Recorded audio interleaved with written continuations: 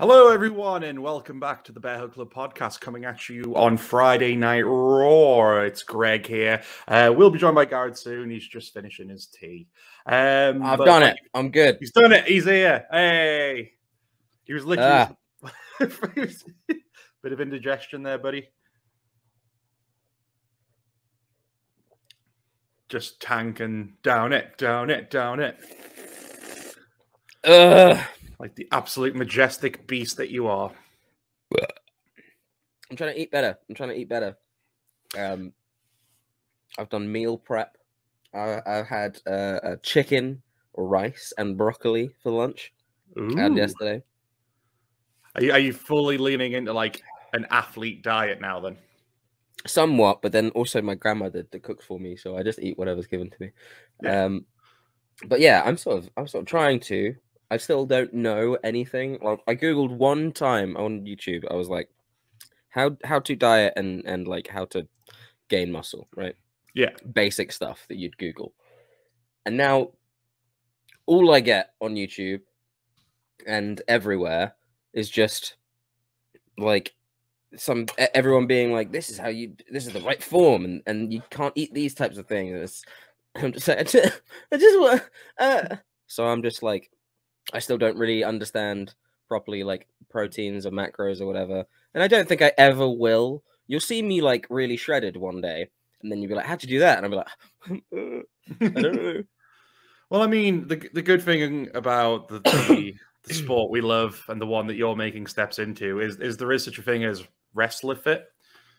It's basically what Misawa was, and he was like the front runner of All Japan throughout the 90s. Sure. I don't really know, like... The classic story between them was that Kenta Kobashi and him, when they were backstage, is Kobashi would usually be on like a treadmill or a bike, just pedaling away, whereas Misawa would just be there smoking. And then they'd go out and have like a 45-minute match, and he'd come back and be against the wall. Yeah. Well, so what I've been learning is that cardio doesn't really matter, to be honest. In the grand scheme of losing weight and gaining muscle, your cardio doesn't mean shit. However, as I was speaking to you about before, I basically during training, after having to take nearly 2 weeks off because of COVID, well, basically 2 weeks, because I went to that Wednesday session and then I didn't come back until this Wednesday session. But anyway, at this session, I did kind of my first match. Obviously not a recorded one or anything, so I wouldn't say it's that. But basically, we put together what we were doing. Mm-hmm. Did like one with like one hope spot, so it's shine, heat, hope, cut off, heat, hope. No, heat, comeback, finish, and it was pretty good. Hold on. I'll try and run you through the match. Okay, run me through. It was me and a guy called Carl, real nice guy, pointed to me and was like, "Me and you, let's do it." Shout out to Carl. And he was like, I'm the heel, and I was like, you do you. And when you're planning something with someone a lot more little bit of insider stuff, obviously the more experienced person is gonna call the match and they're gonna lead it. Yeah, he's been there like a few months, which is still more than I have. But anyway, we start calling it. I call some things. He's like, yeah, let's do this, let's do that. And he's like, okay. He's like, okay, cool. And then I'm gonna snap mare you, and then you cool with me kicking you in the back? And I was like, hell yeah, I'm cool with you kicking me in the back. And he does this little. He's like, okay, cool. Well, yeah, just do you mind just do it like get down just so I can? And I was like, yeah. So I get down, sit there, and then he's just like gently kicks me in the back. I'm like, yeah, of course, fine. go through a bunch of other spots and all this. We come up with a finish. I'm gonna try and remember the whole match. So we get in and we're just like, we say to each other, let's just do a bit of like character work over anything else.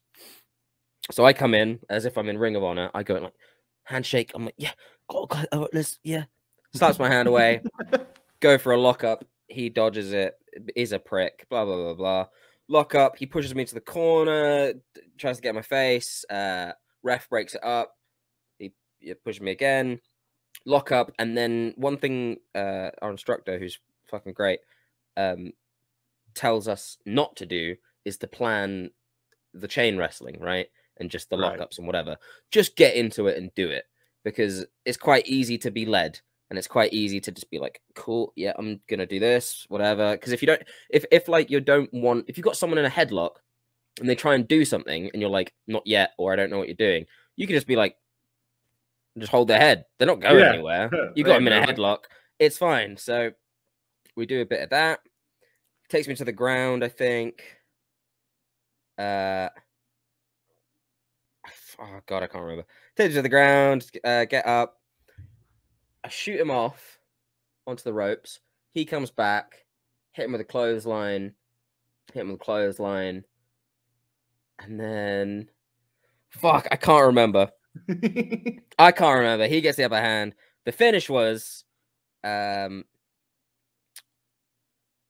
what was the finish? Jesus. It was all a blur because I was so blown up. I was so like, it's 5 minutes, right? 2 minutes in, I'm gone. These moves we were doing all day and I was relatively fine. But the second, it's weird. Like if you start selling properly when you're doing it, it takes so much more out of you. Yeah. It's why someone like Dolph Ziggler is fucking insane. Like, because when it's just like, you know, I've done theater before, and I'm sure anyone who's done theater will tell you is like, you might not be doing anything much on stage, but if you're just emoting, that's tiring. It's tiring as fuck. So when you're doing that and getting like the shit kicked out of you, there we go. He goes for the kick on the back.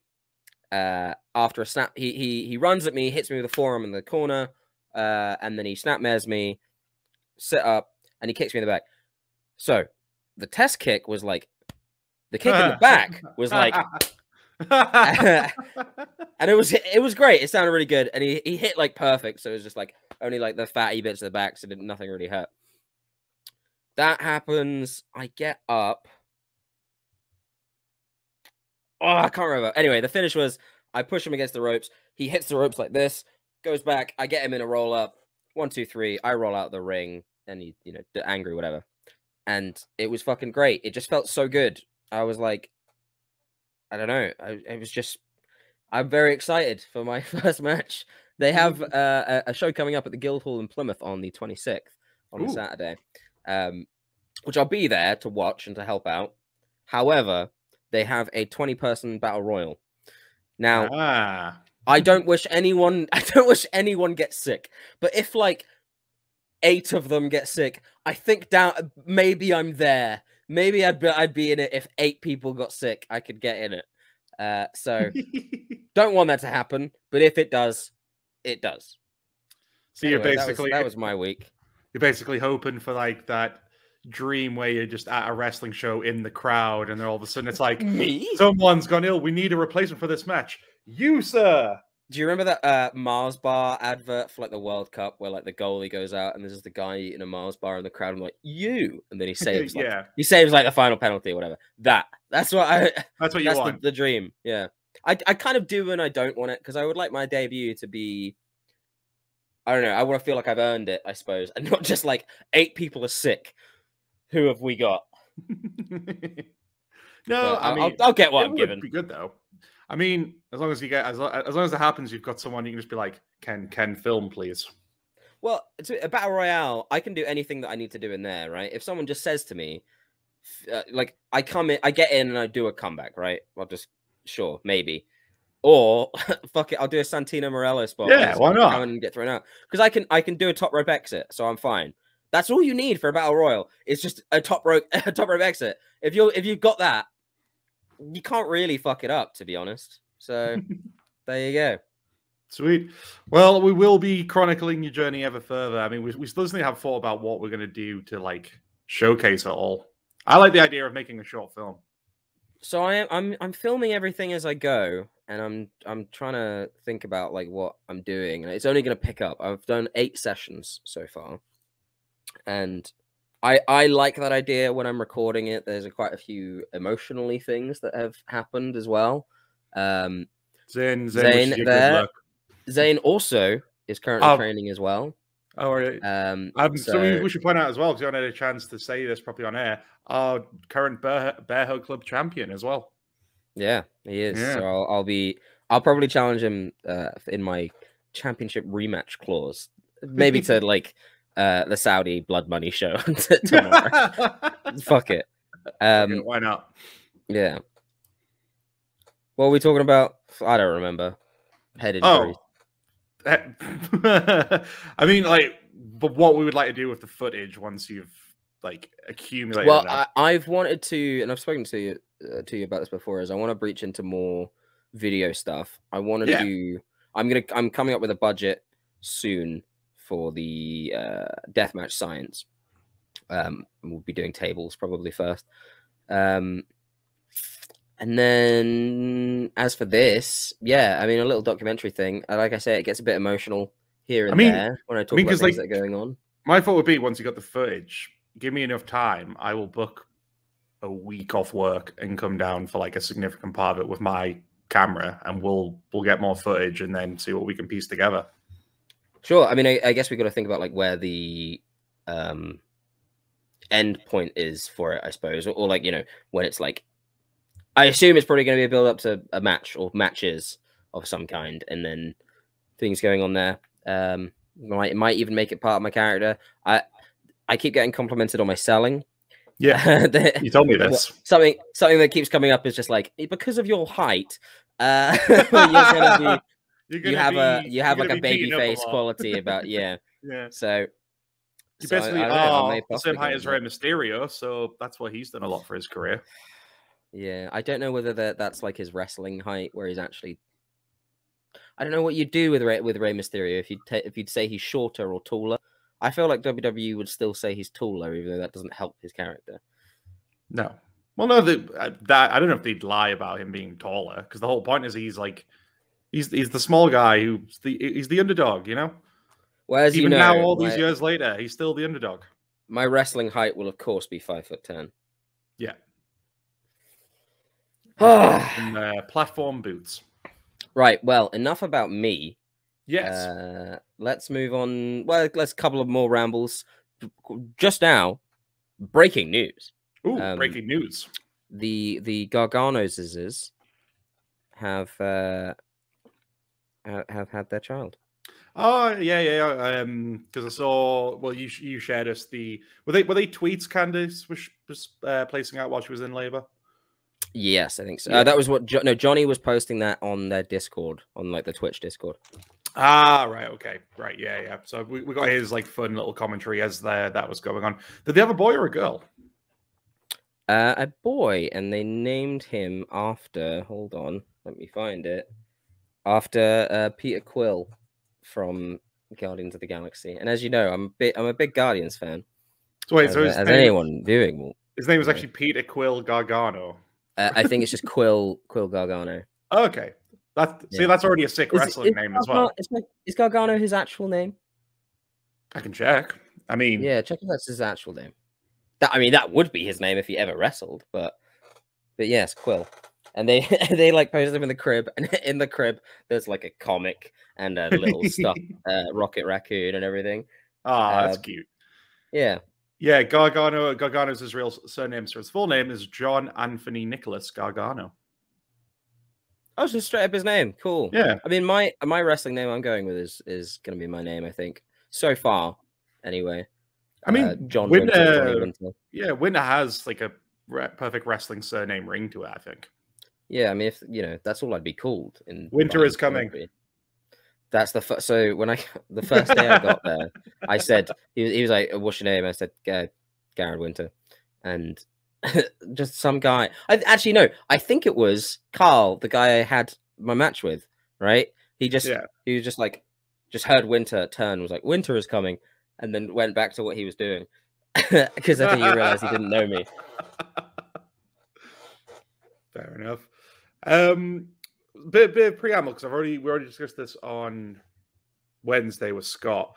What are your thoughts on Austin potentially coming back for WrestleMania? I don't want it to happen, not even slightly. You're firmly in that camp, then.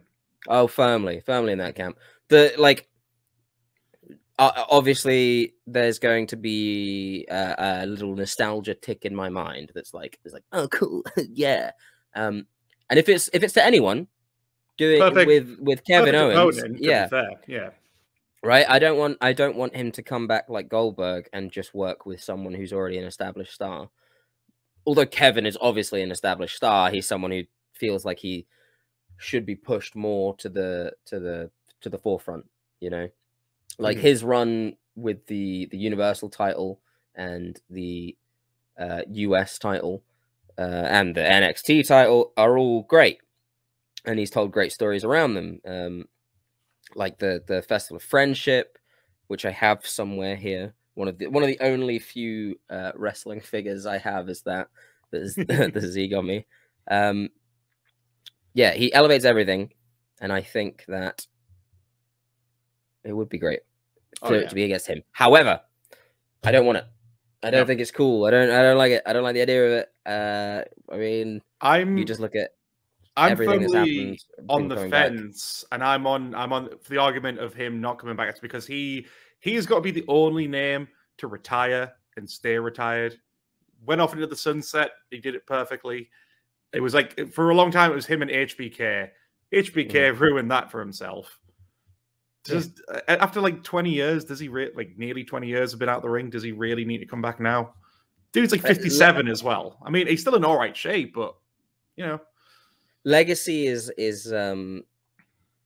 very important to me, and I think it is to a lot of wrestlers. Yeah.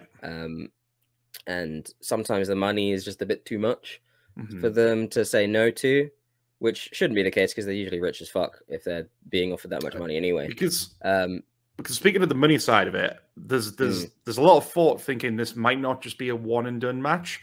Apparently, like, the people at Saudi Arabia have offered him like $3 million before to try and come back for a match. I mean, I wonder what the thought process is, because it's just like, I can imagine it. It's just like, cool, I'm setting up my future generations of my family. But then legacy wise, it just doesn't. I hate it. I wish that they didn't have to. Didn't feel that they had to. Yeah. Like, for example, Ric Flair, right? Just about to make this point as well. I'm sorry. I love you. It is it for me, right? That I don't want to watch anything else ever that he does, because that is perfect. There's a perfect ending. Michael's retirement was pretty good as well. Yeah, it's just a shame. I'll tell you someone who I don't think is ever coming back now.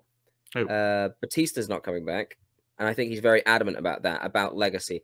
He's also someone who doesn't need to, though, because he does acting, and he's actually a really good fucking actor. He doesn't often get those roles where he gets to flex those muscles, but he is very good. Oh yeah. So I don't know. I think as well, because we were kind of that generation that grew up where about a lot of the old timers did come back in for like one last run, and it kind of worked. Like, you talk about Hulk Hogan coming back to WWE in like 2002 and having that run till about 2005, which was fine. Like, that was like when he should have been winding down his career anyway. But it's just the fact, like, people like him and Ric Flair had these retirement matches and then just kept coming back. And I think that's why I'm not the biggest Ric Flair fan. And I mean, sorry, I know people adore the dude. I just never grew up watching his matches other than from basically when he returned in 2001 to like current. So most of my knowledge is Ric Flair's the guy who couldn't stay retired when he should have stayed retired. Right. It's something about a send-off. It's something about a finale. It's like how Game of Thrones was one of the greatest TV shows of all time. and it was so well written. And my favorite scenes aren't the big battles like the Battle of the Bastards or whatever. It's some of the well written sort of political type scenes. But then the finale few seasons are just shit, and like it's left the social media zeitgeist. No one cares about this show, to the point where I think the new one that's coming out, the prequel, might not even do very well. So when you get a perfect ending, take it. Yeah, take a perfect ending. It's why Edge coming back is great, because he didn't get a perfect ending. It's why Daniel Bryan coming back is great, because he didn't get a perfect ending. Even someone like Sting, you know, who ended up kind of like flitting around, didn't get the treatment he probably deserved in like the bigger companies. Went to what was it at the time? Was it Global Force, whatever it was called, Impact, TNA? I don't know at what point it was called. It was all those things at one point. It was all of those things. And now he's back in AEW, just kind of sending off, doing that legacy bit, putting over new talent. It's because with that one, it's not like he's like a full-time in-ring competitor. He's had, what, 3-4 matches since coming back? Sure. And again, they have to... He looks great when he does them, but obviously they are still working around the fact that he basically had that neck injury that basically seemed to retired him. We got a comment chat as well. This is Ali, isn't it? Yes. Hello, Ali. I mean, if it's a case of a one night to set up your kids for life, who wouldn't?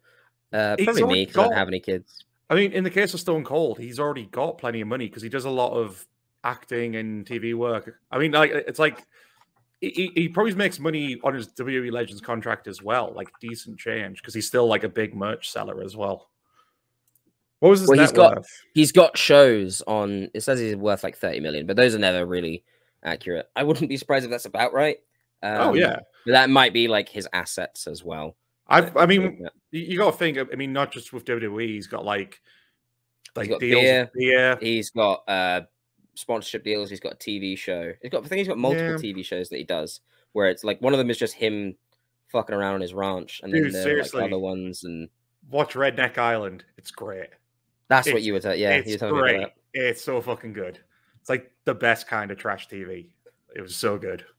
Yeah, but then I mean, I don't know. Part of it might genuinely be that Vince is just asking for a favor, like a friendly favor, and being like, "Please." Here was my thought about it, because you can get this impression with the card in general. I feel like it was just a scramble maneuver because they just don't have firm plans for this year's WrestleMania. Because apparently, if you look at what people are saying, the talks only began last month to have him come back. That just screams to me that they have got not many concrete plans, and this is their break glass in case of emergency moment where they've probably went, right, just throw as much money as we can at Stone Cold and hope he'll come back. I also just worry there was a reason he stopped wrestling. So that's always a scare. If he's been cleared, he's been cleared. But yeah, I mean, if it's the one-time thing, and I mean, again, me and Scott put on this point as well. Like Stone Cold, even towards the later in his career, wasn't doing the wrestling he was at the early part due to the neck injury. He was always more of a brawler, so at least it's going to be a much safer contest. So if it's just a straight up kind of brawl type of match, it'd be kind of difficult for him to look bad in it. I think you could still dress it. And you got a guy like Kevin who does amazing sell work, so he can make him look like $1 million regardless.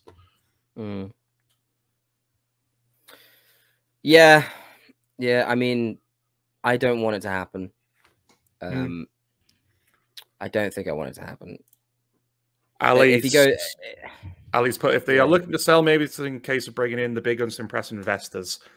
Yeah, well, I think this is a lesser extent to that, but they are everything they do at this point is to make the company look good for investors. They've had talks. They tried to get Fox to buy them. And supposedly they've been in, they're courting Disney as well and things like that. Well, Disney's got the streaming rights for, is it Indonesia now? So they've got their hands in. both those companies at the moment. They're probably just like testing the waters here and there. But the thing is, with a company this large, it's not what we get in wrestling, or not normally what we get in wrestling, where you get a surprise debut. If they begin talks, it's going to be like, we'll know, and it will be a slow process, and it won't be that, you know, that whatever. It's just, yeah.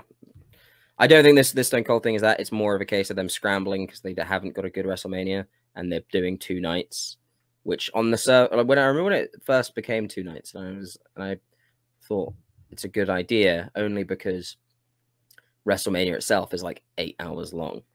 When did we? I swear we did a WrestleMania one time, and we were there for like 9 hours or something. We did several when living in London, but yeah, there was one when we stuck around for like the pre-show, the whole pre-show, and the whole event, and I swear it was pushing nearly 10 hours.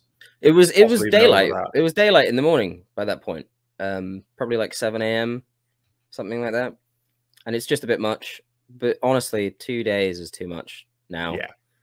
And it's a shame because like sometimes the matches can be fun, but then also it's crazy sometimes how they make this show last that long when they've got like 5-minute matches, and it just doesn't make any sense to me. How is Raw 3 hours long with 30 minutes of wrestling? How is Raw that long? Money. I don't understand it. Just put on some fucking wrestling.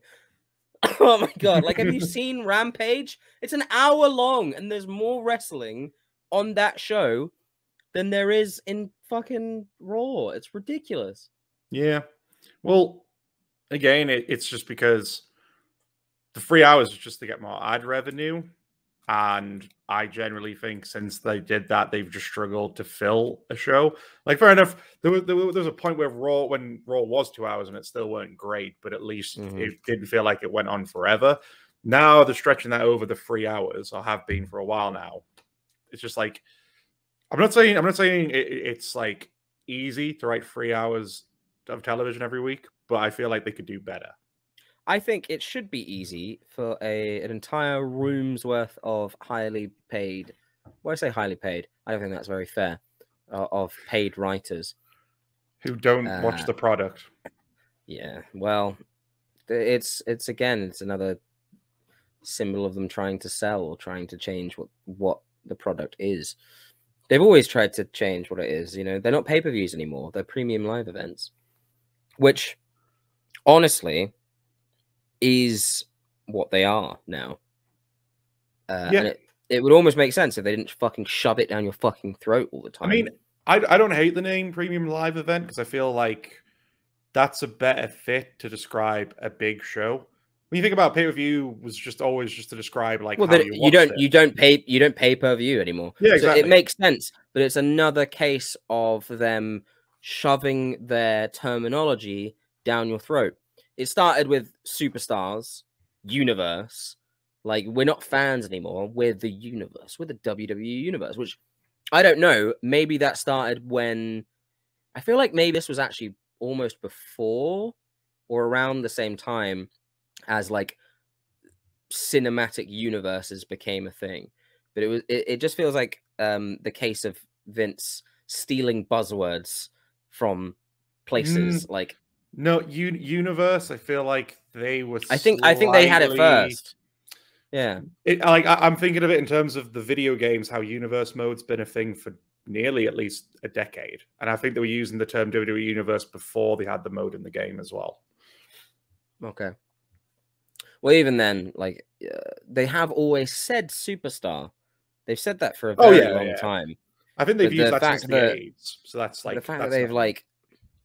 It's like they're trying to Google, and they already are. They're already the They're already the Google of wrestling, right? You don't search for something, even if you search it on Bing or you use Safari or whatever. You Google it because that is the word. You've there is a term for that. I can't remember what it is, but if like the layman, they don't know what wrestling is. They know what WWE is. You know, like to them, they're the same thing. They're exactly the same thing. and a lot of this terminology stuff is very strange. It's like how they can't call it Backlash anymore. They're calling it WrestleMania Backlash. So fucking stupid. We got some more comments. They started using Universe towards the end of the special. That's just the US. The NFL is 2 hours sports and 4 hours of talking and marketing. True. I really like American football, though. I won't lie. And yet in Z, obviously say they started using Universe towards the end of the Ruthless Aggression. Yeah, so they have been using that one for a while at least as well. Yeah, it is all. But that's just to be for they like to control their own narrative, and that includes the terminology that's used as well. Sure. For a show that's got wrestling in the title, that's a terminology they hate to use. God help you if you call it wrestling on an actual show. Well, it's kind of in their name. Yeah, who'd have thunk, right? Another big thing, because I want to get your opinion on it, even though we did a whole episode on Wednesday. Cody Rhodes kind of broke wrestling this week by leaving AEW and is seemingly on his way to WWE. Not to go too deep into it, because again, I've already done my take on it, but I just want to get your thoughts on that. Well, we had a little conversation over chat when it happened. Yeah. And bear in mind, again, I think it broke, and a lot has come out since then. Well, a lot of rumor, a lot of speculation. Again, it's like, I think it's a legacy thing for him, where he's kind of done what he needs to do in AEW, and you can never take that from him. Like, he created that company, went to the Indies, proved himself. What's the thing he kept saying? Like, undesirable to undeniable or whatever. Was that him? Let's say yes. I'm going to say yes. He's probably used it. All of this to the point where he's earning a shit ton of money. He's got 3 shows on TBS, TNT, or whatever. He's got the Nightmare Family show, whatever. Him and Brandy. He's got Go Big show. He's obviously on Rampage, AEW, Dynamite. I think it's about legacy. I don't think him asking for more money was like... I don't know if that would have made him stay so much as him going back to WWE, much like a Drew McIntyre type does. You know, I think he wants to... From what I've heard, it's not... the money was somewhat of a factor. And it's also boiled down to that... So obviously when they started it, Cody and obviously the books and everything, they were all very hands-on. Like, essentially, AEW would have been built without that EVP status that they had when they did have quite a bit of control. And that included them handling a lot of the booking from what I've learned and like how it all went on. And now that Tony Khan has kind of brought himself forward and is apparently the sole one making those decisions now, that sort of soured their relationship a bit. Sure. And then the big thing with the money was Cody believed he was worth this much. Tony Khan thinks he's actually gone down in his estimations following the Anthony Ogogo thing. And since then, a lot of stuff's happened. And then it was the fact like Tony's been bringing in big money contracts like Punk, Bryan, and Adam Cole. Cody thinks he should get the money, but TK says, I just don't think you're worth that kind of money. Maybe not. Maybe not as a performer as he CM Punk draw level. Mm-hmm. But he's a big name. Maybe it is the booking thing. I wouldn't be surprised if it's the booking thing more than it is the money. I think from what I've heard, the money thing is definitely a factor, but it's also just down to the fact that I'm not going to say they've completely fallen out, far from it, but apparently their relationship has took a bit of a hit over the last year, and that's caused some issues. Sure. Regardless, legacy-wise, especially it being Cody Rhodes talking about legacy, you can't take away what he's done. No, not at all. He started loads of community outreach stuff. He started this company. He went to New Japan. He went to Ring of Honor. He fucking did All In. He solved racism as well. And then And then we'll leave it at that. And now he's going to go and he'll show up at a fucking Saudi Blood Money show. Yeah. Anyway. Well, I mean, here's the thing as well. I think when it comes to AEW as well, I don't think they'll ever be like WWE will try and erase Cody from the history. I think they'll always still give him his due. Everything they posted about him and, you know, the thank yous and the love letters. Oh, and yeah. Blah, blah, blah. Like he had a nice. It's better than it's more than a simple. Good luck in your future endeavors. Well, good luck in future endeavors. Like they actually sent quite a nice goodbye. Both of them both Cody did and AEW and everyone else. Very nice goodbyes and good looks. So I mean, people have already said, oh, they're already starting to remove him from the graphics from the show. It's like, well, no shit, he's not on the show anymore. But like, they won't ever erase that history. Like if they ever have to do like throwback packages, he'll be featured in them for sure because you can't ignore him from the history. Yeah. He's also, you know, he's linked to so many amazing moments. He's linked to my favorite moment, Blood Brothers match. He's linked to Brody's last match. Yeah. For sure. So, I mean, it's going to be interesting to see what he does next. Anything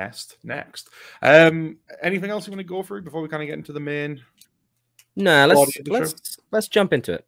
Well, before we do that, because we teased it on the social media this week, we got a book club, baby. What? Yeah, right. So yeah, essentially every month, we're going to be announcing a new book on the social media, obviously centered around wrestling. I mean, we're going to do like quite a variety. So obviously a lot of it's biographies, but we'll be looking at comics. We'll be looking at maybe some actual fiction books. There are a couple out there. Just whatever we fancy. We'll post it ahead of time so you know what we're going to be reading. And then basically we'll, after a couple of weeks, once everyone's had a chance to read it, we'll be doing a special live stream to discuss the book itself. So we welcome you to join along, come share your thoughts in the live chat with us and just join the discussion. And we're kicking off obviously with the absolute classic Mick Foley's Have a Nice Day, A Tale of Blood and Sweat Socks.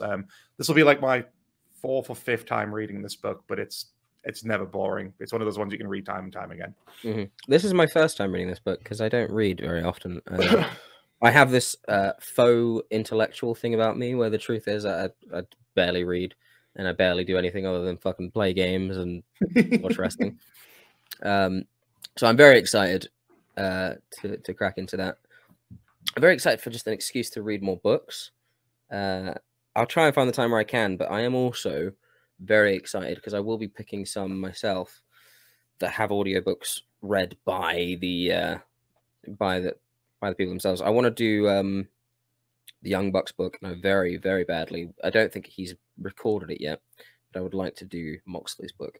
I just ordered Moxley's book this week just because I figured with the book launching, that will be one we'll definitely do, and just because I really want to read it. So yeah, I will be reading just one Wrestling Observer newsletter's best book. I really love the talk around their awards every year because it's always just like fucking morons on Twitter that are just like, oh, Dave is he's bought off by AEW or whatever, and then it's just people who love Dave, and Dave chooses all these things. It's a fan vote by like people who subscribe to it, and it's just like if you look on the books, right? It's like Moxley's book, and then down in 9th place is Dave's. So it's like yeah, no, that's just not how it is. Half the people that watch Wrestling Observer, I don't think people realize that it's not just Dave. Anyway, beside the point, I'm excited to read some books, and whenever that audiobook of Moxley's one is out, I'm very excited to listen to that one. Hell yeah. So yeah, we'll figure out the sort of the exact date that we will do the review and talk about it in the actual book club itself. And then we'll try and make that like, maybe we'll end up doing like at the end of the last week of the month will be the day, like in that week we'll do the review or something like that. Well, I mean, what I was thinking, because we basically drop the first announcement on the 15th of this month, so bang in the middle. That's when I was roughly thinking of like announcing a new book. So I think from there, we give people like 3 weeks to read, because I understand I'm quite a slow reader at times. 3 weeks to read it, and then that last week we'll announce a date to do the actual episode, and then that gives us time to then announce the next one. Cool. All right, so by the 15th of next month, we should have an episode Well, we'll think an episode just before that date. We'll plan. Cool. Well, I'll make the deadline for us having Reddit the 10th. Sweet. So keep an eye on the socials. We'll be announcing shit then. Cool. Well, moving on to the main topic of this episode. So we're essentially asking the question, where are they now? As we look at the people who have survived the mass talent releases from WWE over the last 2 years. So unless you were hiding under a rock, obviously you're aware WWE have been hacking names left, right, and center since about 2020. And it's kind of at the point now where we haven't had one in a while, and most names are pretty much starting to come back into the fold. So we thought now would be a good time to try and look back at some of them, obviously not all of them, because that's like over 100 names. See who's doing well, see who's yet to kind of really reach the potential, and people who haven't even actually really stepped foot back in a ring yet. See what we kind of think of what they could get up to.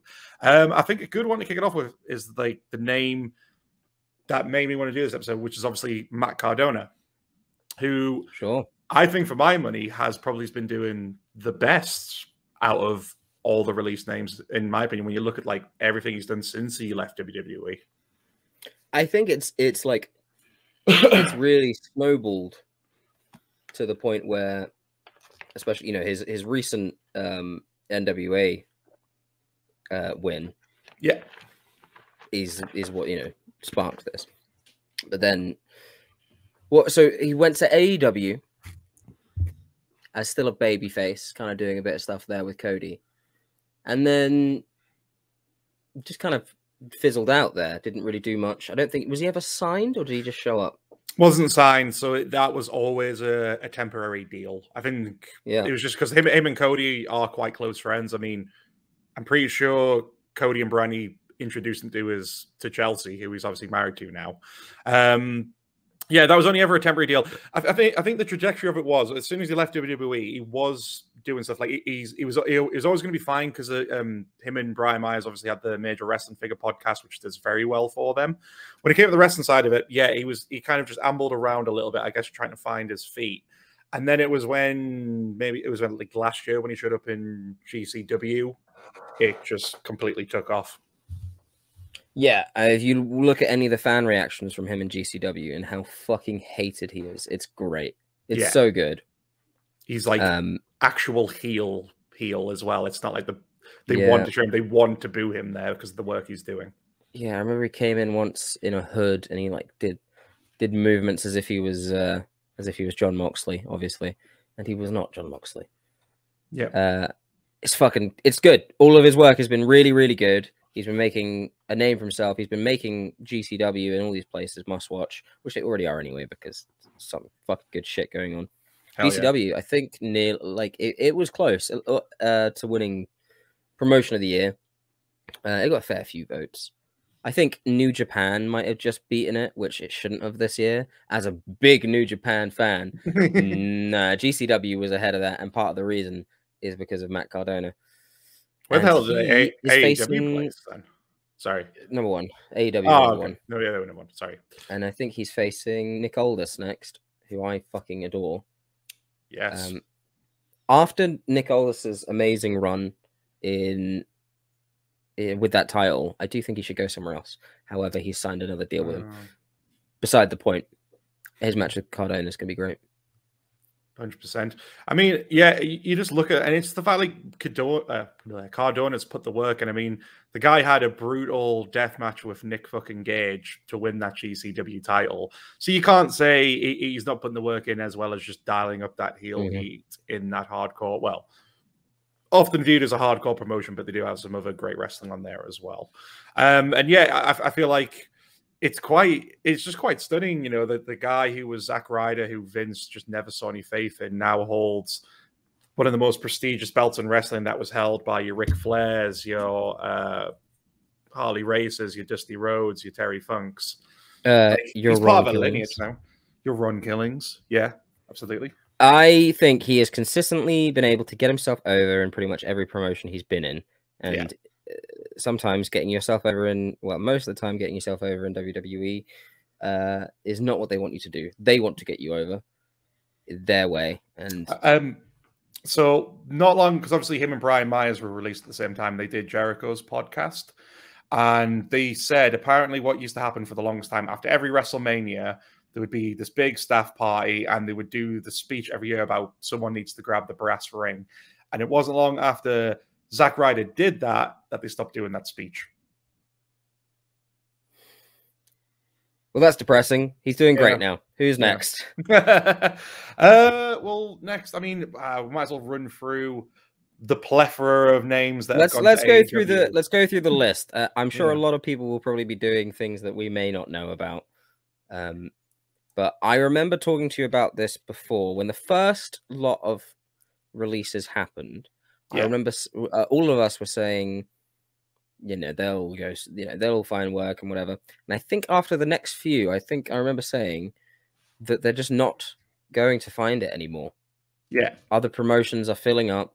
They won't be able to get the money that they would have been getting in WWE because there may not be space. And it might be difficult. There might be work for them. It might be in fucking Germany or it might be in Japan and they might not be able to move. So I'm sure there are maybe a few people on this list that may not have jumped back into work yet, unfortunately. Sure. Have you got the list with you there? I do not have the list on me currently. Okay, I'm very underprepared. I was scanning down some food as we began the podcast, so... Okay, well, I mean, like I said, because it's a lot of fucking names. Should we go through? Are we going all the way from 2020 to 2021? Yeah, let's do it. Yeah, right. Let's see if we can get that. All right, I've got the full list here. There's plenty of websites covering it. Okay, well, it's not really in order. Okay, so it doesn't have to be in order. It's fine. Well, it's in alphabetical order. That's fine. That'll do. That'll do. So obviously we got. It means I get to talk about Buddy soon. Anyway, who's first? Not unless it's surname first. Fuck. All right. It's not. You're fine. Actually, it might be. We'll get to it. So the first one would be Akam, obviously from the Authors of Pain. Sure. We might as well cover Razar there as well. I mean, I don't think they've cropped up anywhere yet. I am not sure. Let's check. Where are they now? Akam and Razar have reportedly retired from active in-ring competition. There we go. Looks like they just had regular jobs. Yeah. It's a big shame. They were paired with Ellering, and they did amazingly with Ellering. I actually adored them. Oh yeah, they were great. It added to one of my favorite calls, and the reason I love Pat McAfee as well. And I can't remember what it was. It was just like they love hurting people and they write books. Yeah, which just it was very funny. Anyway, they were sick. They were great in NXT. They moved up, and the partnership with Seth and Seth's stable didn't happen. I think they ended up getting injured, or one of them did. That was the issue on the main roster, is they kept getting hindered by injuries. So they had that. They did the stable with Seth for a little bit because it was him, Buddy, and them two, I believe. And it was shaping up really well. But then, one of them fell down with an injury. And for some logical reason for tag teams like that, Vince is like, well, if your partner's injured, you're off TV as well. It's complete failure of writing and booking. Yeah. When just because one person is injured, they kill it off. Like, Bobby Fish has suffered through quite a few injuries, but they've kept Undisputed Era going, and they, that was great. So I don't understand why you couldn't do that kind of thing in the main roster. Doesn't make sense. Don't get it. No. Stupid. Very dumb. Does he think that people aren't allowed to be injured in kayfabe if they're like a big heel? Does he think that? Maybe he thinks that a big evil guy isn't allowed to look injured ever because he's big evil guy. True. Yeah. Although, unless it's like the case of Yokozuna, where the Vader broke his leg and he carried him out of the ring on a forklift truck because he was too heavy for the gurney. That happened. He's next. Next up is Aiden English. If I remember rightly, he went to do commentary. He's got his own YouTube channel talking about whiskey, I think, as well. He does a lot of that. Yeah, well, he obviously began doing commentary in WWE because it started with paired with Rusev. Yep. My boy. And that was great. And then that fell. And then he went to go do commentary for 205 Live and NXT UK. And then after he was released, he's using Matt Morris now, I believe. And he was on Impact. He was doing the Independents. I think he wants to get back into like wrestling properly. I remember seeing a post from him talking about getting back into the ring full time. And there are people he wants to face. So I'd be excited for that. I think he's got a great little character and charisma, and he can go. Yeah, absolutely. After that was Alexander Jaksic. I will not know who a few of these people are. Yeah, I think. Well, essentially, I've realized the list goes in alphabetical order, but it goes in by the year as well. I think he was like an NXT name that never did. Because you remember in 2020. They released a bunch of NXT names that never really even got featured on TV that much. It was just a lot of people who were kind of, I guess, stuck in the performance center. Because I don't remember seeing him in a lot of big programs on NXT. He's from Germany. That's about it's not Alexander Wolf's real name, right? No, I'm Googling it as I go along. It's not Alexander. Okay, good. I was gonna say to forget him.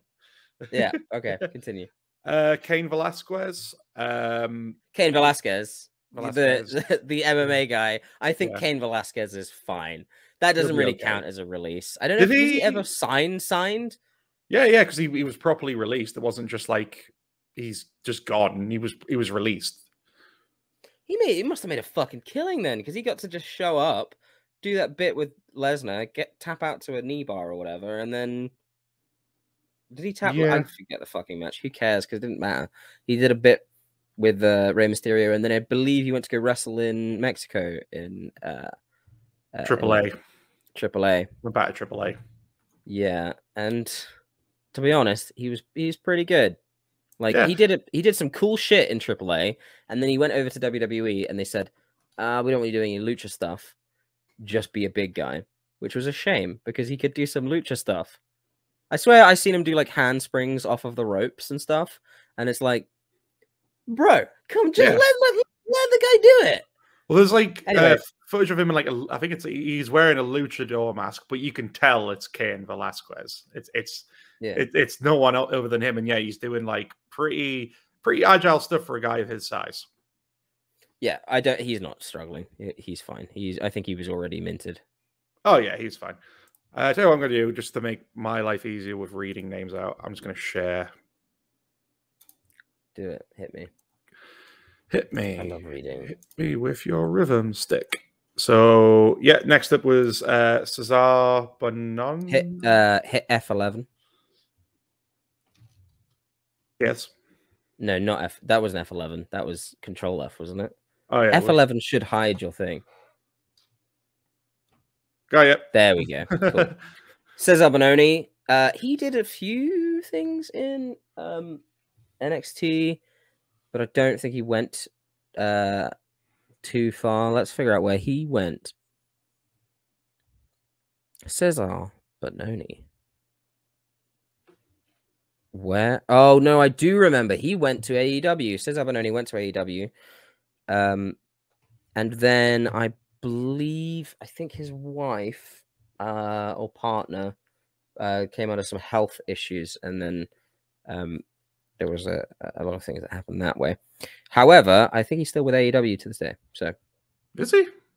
I think so. Hang on a second. I'm gonna have this open as well. Let me check. I did Google him before I got to his name. It did mention AEW. Oh yeah, present. Yep. Oh well. Yeah, good for him. I know my released Cesar Bononi wrestlers that have GoFundMes. Fair enough. Next up, I think that has been sorted. I hope it has. It's what's that about? Yeah, I don't know the full story about Cesar Bononi, but it didn't seem to be too good, I think.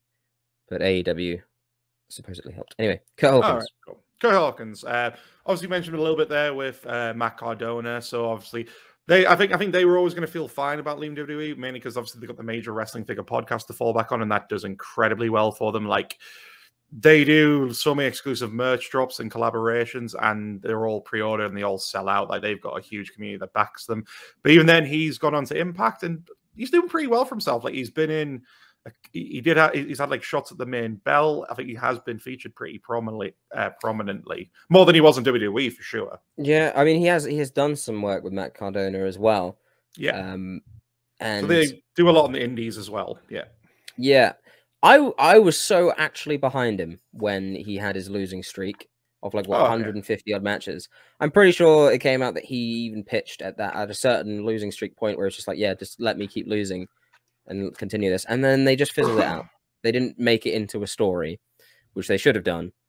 It just fizzled out. Ridiculous. They did a little bit, like they released the T-shirt with the notches on after it got to a certain point and things like that. Like they've made little mentions, but yeah, they could have gone the whole hog with it because he was willing to do that. But again, classic example of like, okay, well, this is kind of like working for me. What should we do? And then them just going, nah, we don't want that to happen. That's not what we wanted to happen at all.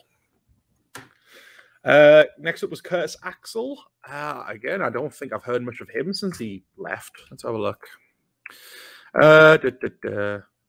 No. So doesn't look like he's there done were a lot. reports. No, there were reports that he was backstage apparently at a couple shows, a couple of Smackdown shows. But I don't think that Hmm.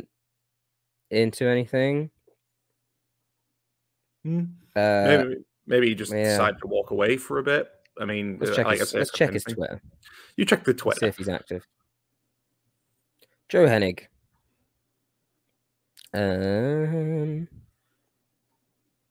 Is that his kid? I think that might be his kid wrestling, collegiate wrestling. He has hashtag Moxley. He likes Moxley. Oh, nice. I don't know. I think maybe he wants to go back in. I don't know if he's wrestling for anyone right now. Doesn't look like it. It looks like he basically got let go and didn't really do any independent work or anything from what I can see. Yeah. Shame. I mean, he's a Hennig. He's a Hennig. But you know, that's got a legacy behind it. Which is crazy that he's called Curtis Axel, but whatever. Sorry, what was that? Ron Brecker? Rex Steiner would have been good. I don't get it. It makes no sense to me. Next up was Dan Maffa. Dan Maffa was arrested, from what I remember. He was? Oh. Yeah, personal life. Failing to appear in court, but I can't remember what for. Because he was in a car accident. He was in a car accident back in 2020. That could be it. It was reported as early as April 19th, 2020. Maffa was involved in a severe car accident on March 28th and sustained injuries as a result from being ejected through his car windshield. Maffa was ordered to pay $12,000 in damages. The accident happened shortly before his release from the WWE on April 16th. Maffa was issued with a citation for traffic violations, including driving with a suspended license. Maffa will pay $720 in fines for the offense. He was scheduled to appear in court. He was issued. Maffa was placed under arrest for failure to appear in court. Yeah, so he had to appear in court because of the crash and he just never showed up.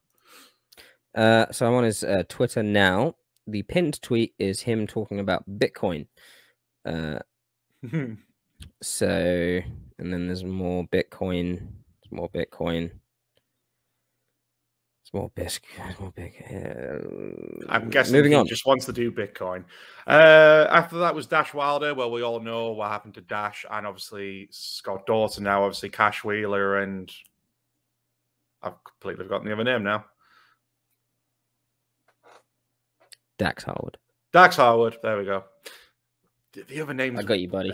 We also know what happened to them. They've gone into AEW where they've been having better success than they have on the main roster. I still feel like they've dipped slightly in terms of like how much they're featured. Well, I honestly think that I say that last week they were in a match with CM Punk and John Moxley, so that they lost. Yeah. Here's my thing, right? If you put, in my mind, if you put, let's just take let's take AEW. If you take the AEW champion, Hangman Adam Page, and you take the you take Sammy Guevara as the TNT champion, the two top men in the company. You take the two top men in the company and you put them against the tag team champions. The tag team champions should win. Yeah. No questions asked, because they are the tag team champions and they are a tag team. So if you put even just an accomplished tag team like FTR against even CM Punk and Jon Moxley, even those two, FTR should win 100% of the time because they are a tag team. That means a lot to me because I fucking love tag team wrestling. Otherwise, why would you make a tag team if you can be beaten by people who aren't a tag team? Doesn't make any sense. Anyway, beside the point, I think actually in AEW, tag team wrestling has taken a bit of a backseat. So, even though the Wrestling Observer newsletter match that won match of the year was the Bucks Lucha Brothers cage match, and I don't agree with that personally, but yes. That was a shocker for me as well, even though I did vote for that when we did. Well, that was one of the choices I picked when we did our awards. It's still a brilliant match, but yeah, match of the year. That was a pretty strong. I don't know why you'd pick that over like Hangman Bryan or something like that. Volta versus Dragunov.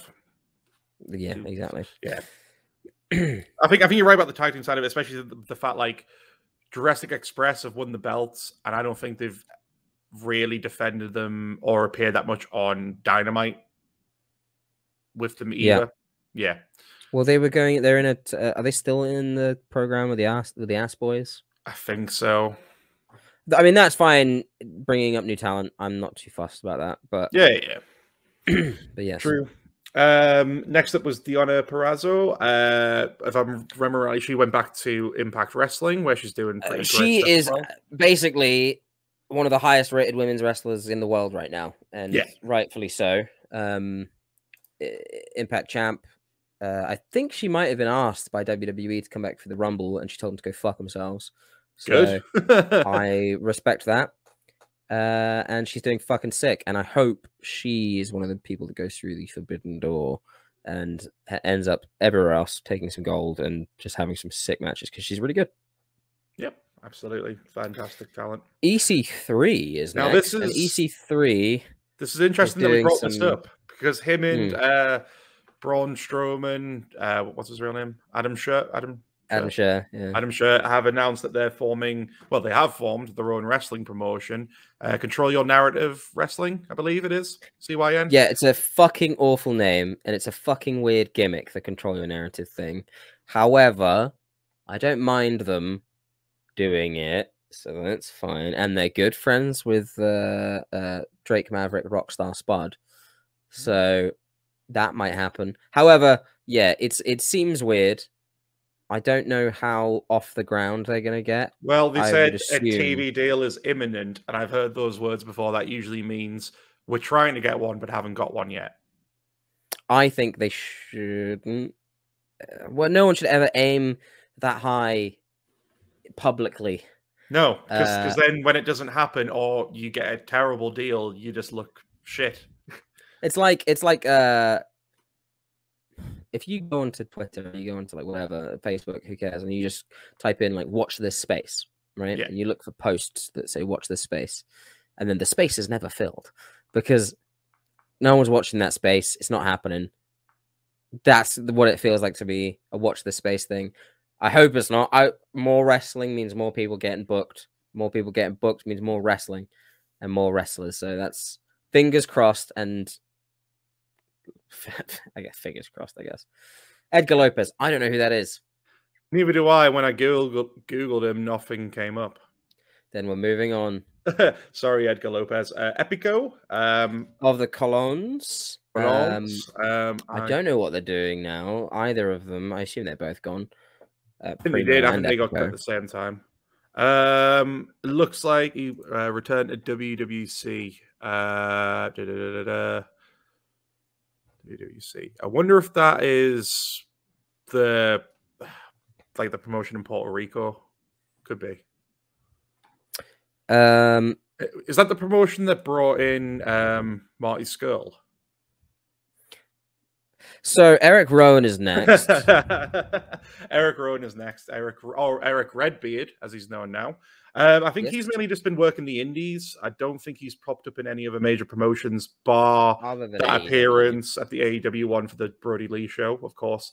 But that was very touching, and I really enjoyed that. It was very lovely to see. It would have been nice, I think, to see him doing some work. I think he's always been fairly solid. He was the what was he known as? He wasn't the black sheep of the. Wasn't fucking Braun Strowman known as the black sheep of the Wyatt family? I forget who was who, but he was one of the sheeps in the Wyatt family. He's good, and I hate that he was given a spider in a cage. Yeah, I mean, he was sort of one of those safe hands, and he at least tried to make everything work that he was dealt with. You know, I mean, fair enough. If the spider in the cage wasn't great, but I feel like he at least tried to inject something into it to be like, well, I know this sucks, but I'm gonna try my best with it. Next up was Eric Young. Pretty clear. He just went straight back to Impact, where he basically made his name to begin with. Again, he's been someone who's been booked pretty prominently because he was part of that stable, I believe. Well, he's still doing well, and I believe his stable is now against the Bullet Club. It's Violent by Design. That's it. Yeah, I think they're currently facing the Bullet Club. Him and Jay White are having a big old tiff. So yeah, he's doing sick. Yeah. So Faisal Kurdi, I don't know who this is either. I don't think they were put that prominently on TV. It looks like one of the names they possibly got from Saudi Arabia that only just went to the Performance Center and never. Not a Mansoor type. No. Like it looks like again someone that just drafted the Performance Center and they never actually got on TV. So, and it doesn't look like there's no log entry from him his Twitter. So I mean. Doesn't look like he's doing a whole lot. It looks like he's doing MMA because it says MMA fighter and trainer on his profile. So, okay, cool. There we go. Gerald Briscoe. I imagine. I wonder who that guy is. I imagine he's not really done anything. So I mean, he's one of those people you just think would just want to sit at home and chill. So was maybe when he was let go? Was he let go from a Legends contract, or was he? He was behind the scenes, so he's always been one of those behind the scenes names. Okay. Often one of Vince's main guys. Yeah, I from the looks of it, he wasn't taken on by any other companies. It looks like he just kind of finally got to enjoy some retirement, which is fair enough. Yeah, cool. Good on him. Yeah. Heath Slater, again, another name that was drafted into Impact and has been doing a couple of things. I don't think he's been on. I think he might have been off injured as well. But even then, he wasn't on Impact a lot. I think he's been doing a lot of independent work. Again, he's a name that pops up on the major wrestling figure podcast quite often. So he does stuff with them now and again. So he's been doing okay for himself, just working around the different territories, I guess. Yeah. I was always depressed that they didn't do something to do with the 3-man band. I get that like it's a comedy thing, but just turn it into a real thing. Yep. No, yeah. I mean, did you say Martin Skrull? No, we said Marty Skrull. Hussein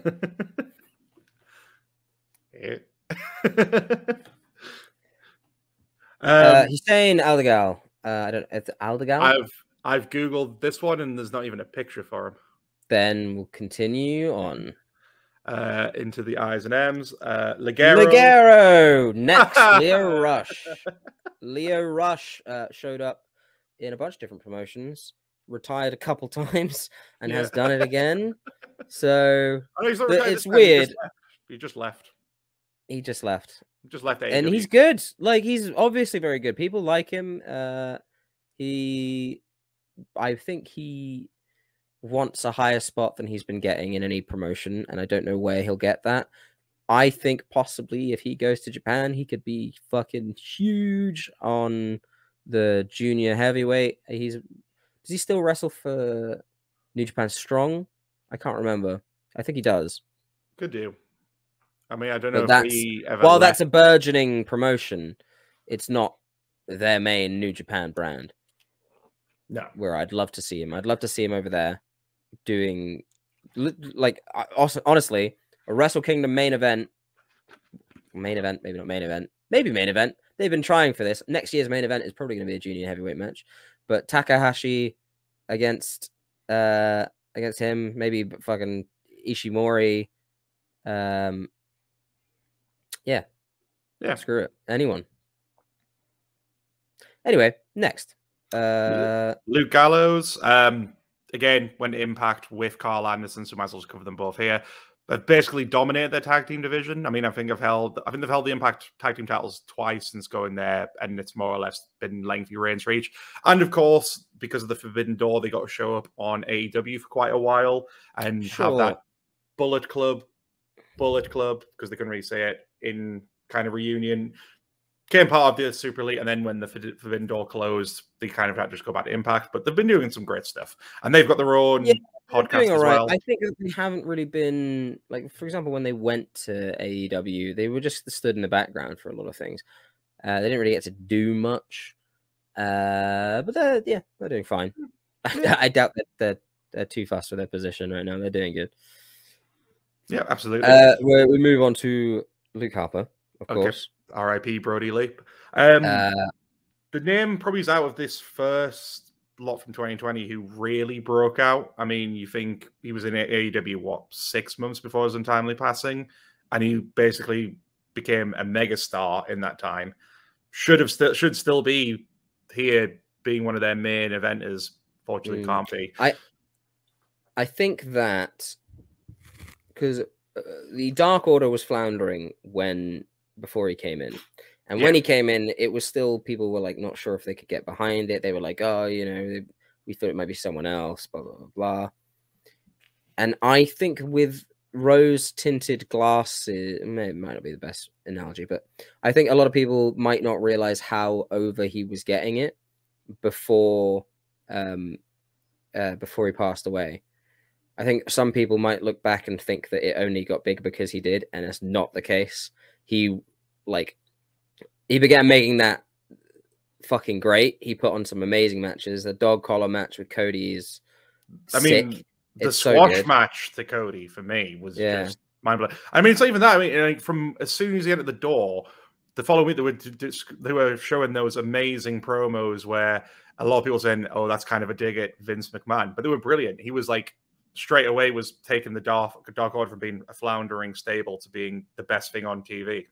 He was getting people in the Dark Order over as well. I had no idea who any of them were before that, and it was great. And then his the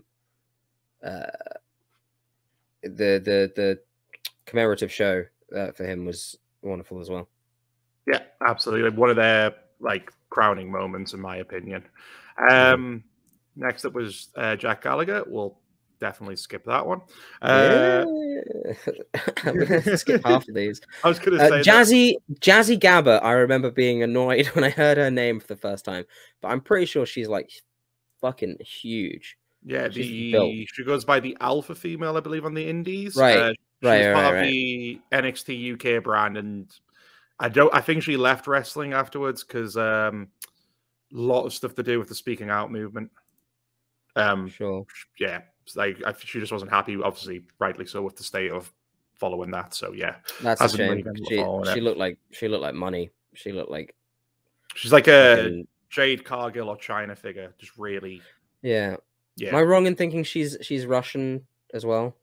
I don't think so. Misremembering that. Where were you born? It says build from German. German, okay. A shame. I hope she's doing well. Yeah. Kairi Sane has just come back to Stardom. Yep. So and she's back for 5 minutes and she's already in 3 different stories because she's so good. Yeah. She's so fucking good, and I hope if anyone goes through the fucking Forbidden Door to anywhere she wants to, it should be Kairi Sane. It should be Kairi fucking Sane. She's so good. Is Stardom the one that's sort of in partners with Ring of Honor now? I don't know if they're in partners with Ring of Honor. It seems like Stardom actually has Stardom the one who was on a few different places. Wrestle They Kingdom. were on Wrestle Kingdom, yeah. Okay, so they have got some kind of partnership at least. Yeah, I mean, I think when Bea Priestley might have been champ of Stardom, she showed up in AEW before being signed, perhaps. So I think they're not too fussed about where people go. Fair enough. Yeah, someone I think we'll see plenty of great things going forward. Carl Anderson, we already covered him with Luke Gallows. Cassius Ohno, aka Chris Hero. I don't think he's done much in the way of wrestling. I know he started a podcast. I think he's been mostly focusing on that. He's a name I'd love to see in AEW, especially with now that you've got like the likes of other Ring of Honor alumni like Punk and Danielson. You know, it would just be great to see him there, just having a few more excellent matches. Because he was one of those names that, because he had 2 different runs in NXT, and the first one not many people remember. I think this other time there was some good stuff there, but again, a name that did amazingly outside of WWE, and when he came in, just never did a lot that people remember. Some great matches for sure. He would probably be on quite a few people's Mount Rushmore of like independent wrestling, 100%. because he's been influential in a lot of things. I mean, he was Punk's pick for the Shield, right? Yes, so it was going to be Moxley, Rollins, and Hero, because they go way back. Yeah, right. I would love him to have a send-off, a proper long run of a send-off, and I hope it's exactly what he pictures it to be if it does happen. Whether that's an AEW thing or even a smaller promotion, it could work anywhere. So yeah, I hope that happens. Again, if you're not that familiar with Chris Hero, go watch the stuff he did in Progress. There's like a couple of matches he did with Progress, and basically all of them are unreal. So I'd say go check out those. Next up was Killer Kelly. I can't remember what she's been up to. Let's have a look. I believe she's still wrestling. Still wrestling. Let's have a look. I think she's gone to WXW, hasn't she? Oh, is she? Oh, yeah, there you go. Yeah, so whoever wrote the Wikipedia article did it horribly. Yeah, West, she's back at WXW. Apparently, she's been there since 2017 anyway, so I'm guessing she was someone who went between. Which, because I think she's part of the NXT UK. Yeah. So she was probably still allowed to just go wherever. Yeah. Sure. Good. Kurt Angle, just mainly doing his podcast. There was talk of him coming back as well. So yeah, recently. Yeah. Again, break glass. People talk about like his final match with Corbin being a bad thing. I'm a big Corbin fan, so I'm not actually too fussed that it happened. I don't like that they've kept Corbin at like the top of the card for the longest time, but never really done anything with him. And I talked about this with the Happy Corbin thing. So the rub from Kurt Angle has obviously worn off, so they didn't really do anything with it. Do you want to see Kurt Angle back? No. It's one of those things where, because just before he came back in WWE, he was actually still having great matches on the independents. Because he had that really good match with Cody at WCPW. So he was doing good stuff before he came back. And then when he came back, they just kind of immediately put him in that GM role. And then when he did have the odd match with WWE, you could tell it was to the point where it was like, okay, I think Kurt does need to sort of nix this now. I mean, the guy is basically got a neck that's been completely fucked, even when he was at the peak of his career. I think he's one of the people who should just, stay out of the ring. Certainly, if you want to bring him in, do more GM stuff, that's fine. But actual in-ring stuff, I don't know. I don't know if I'd want to see it, even though he is like one of the best of all time. Yeah. What about you? Would you want to see him back? No, not really. No. Next up was Marco Gomes. Marco Gomez. He doesn't really do much. I think he does like Muay Thai and kickboxing and stuff. So yeah, I don't think that's as much there. Maria Kanellis, again, just back in Impact with her husband Mike. I think they're featured pretty prominently. I think she's very along with Mickey James, very instrumental in helping getting that with stuff in the knockout division. I think she might have helped with the NWA Empower show as well. If I'm thinking right. Mars Wang, I'm trying to find anything about the man. Can find nothing. He had like a bunch of NXT stuff. He then lost to the Coffee Brothers. Wang finished the year with an appearance made during an October 27th house show, competing in a #1 contender battle royal match for the North American Championship. Wang wrestled his only NXT match of 2019 during a March 9th house show, teaming with Boa against Brandon Williams and Mansoor. He was released on 17th of April 2020, and then that's exactly where it stops. So he might have just gone back to China. Fair enough. Mike Bennett, same as his wife, just been working out in Impact. Mike Chioda, he's done the, or he refereed an AEW show once, didn't he? Did one of the matches there, I think. Yes, so he's doing the odd bit of refereeing. I think again he's someone who's just got his own podcast and like YouTube stuff. He does a lot of fan Q&As. He is like the level of famous ref that he could be a draw to an indie show by just being a ref and just being there. It's like Earl Hebner, basically. Yeah, basically. So good on him. Yeah, good old Mike. Mike Rotunda. Is this Bo? Yeah, I don't. Yes, hold on. Or is I it? might be going crazy. This might be his dad. It might be his dad. Yeah. I didn't realize he was. I think it is his dad. He might have been a coach or it's his dad. It's IRS. He must have been like a backstage producer because I forgot they released a lot of them as well. MJ Jenkins. That's not one I'm familiar with either. I'm also not familiar with MJ Jenkins. But as we're kind of figuring out by a lot of this is like when people say when people post like I'm sure all of these people will land on their feet, it's like a lot of these people probably moved to come and do this for them. Well, again, a lot of talent they bring in never had a background in wrestling anyway. WWE, they might have had a background in other athletic stuff, but never wrestling. And WWE brings them in to mold them, and that's why for a lot of them that was probably a big shot for them and. They didn't even get a chance to even get on TV. So, sure. I do feel bad for some of these people that have just like tried to change their career path to do this. Yeah. It looks like she still wrestles. Okay. In some different promotions here and there. I can't find a name of any of these promotions, but she still wrestles. Yeah, cool. Good on her. You're gonna have to help me out with the surname on this one. Mohammed. Fahim? Yeah, Mohammed Fahim. Yeah, sweet. Again, as for who he is, I don't know. Again, he was he looks like he's done the odd bit of thing in NXT, but again, wasn't that featured prominently. He has at least got some listings on Google, but I can't see much to say what he's up to now. No. So his Instagram is Mohammed Konga. First Egyptian signed in the WWE, but his account is private, so you can't even see it. Oh, well, cool. Yeah.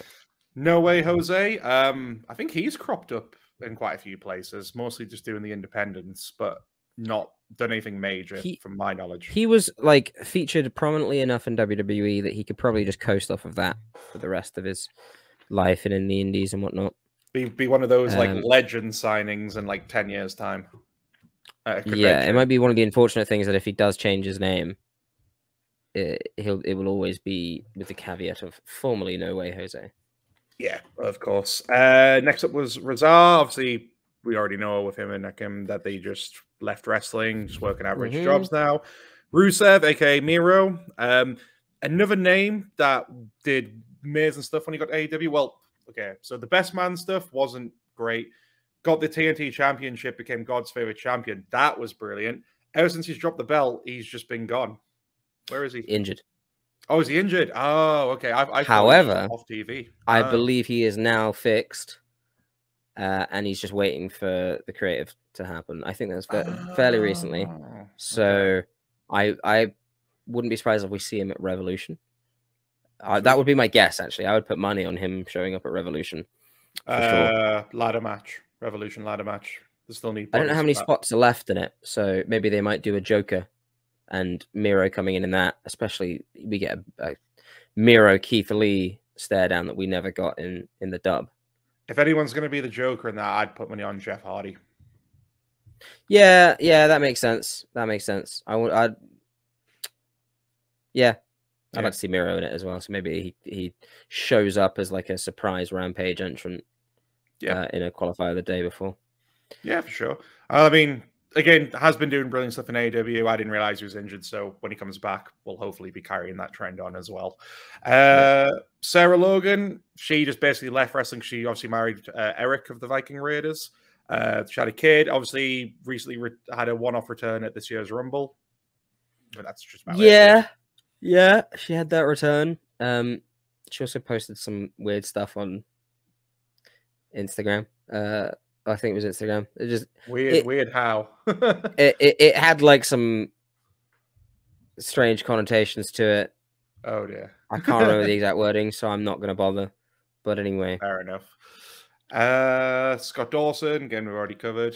Serena Deeb, again. Here is someone who I think has had one of the best on this list. I honestly put her up there with like near the Cardona level of for sure. How sick she's like doing right now. She's got her own like segment. She's got her own segment in AEW. Just breaking like the big box Serena Deeb challenge. Great. She's doing just tremendous work. Had the great feud with quite underrated feud with Hikaru Shida as well. Yeah. Recently. Yeah. So again, doing great. She was doing work for NWA. She was champ, wasn't she, when she came into AEW? Am I going crazy? Thunder Rosa was the first one to show up with the NWA belt. I don't know. I feel like maybe Serena D might be, or did she take it off Thunder Rosa? Who took it off Rosa? Am I thinking of it? I might be thinking of it the wrong way around. You might be.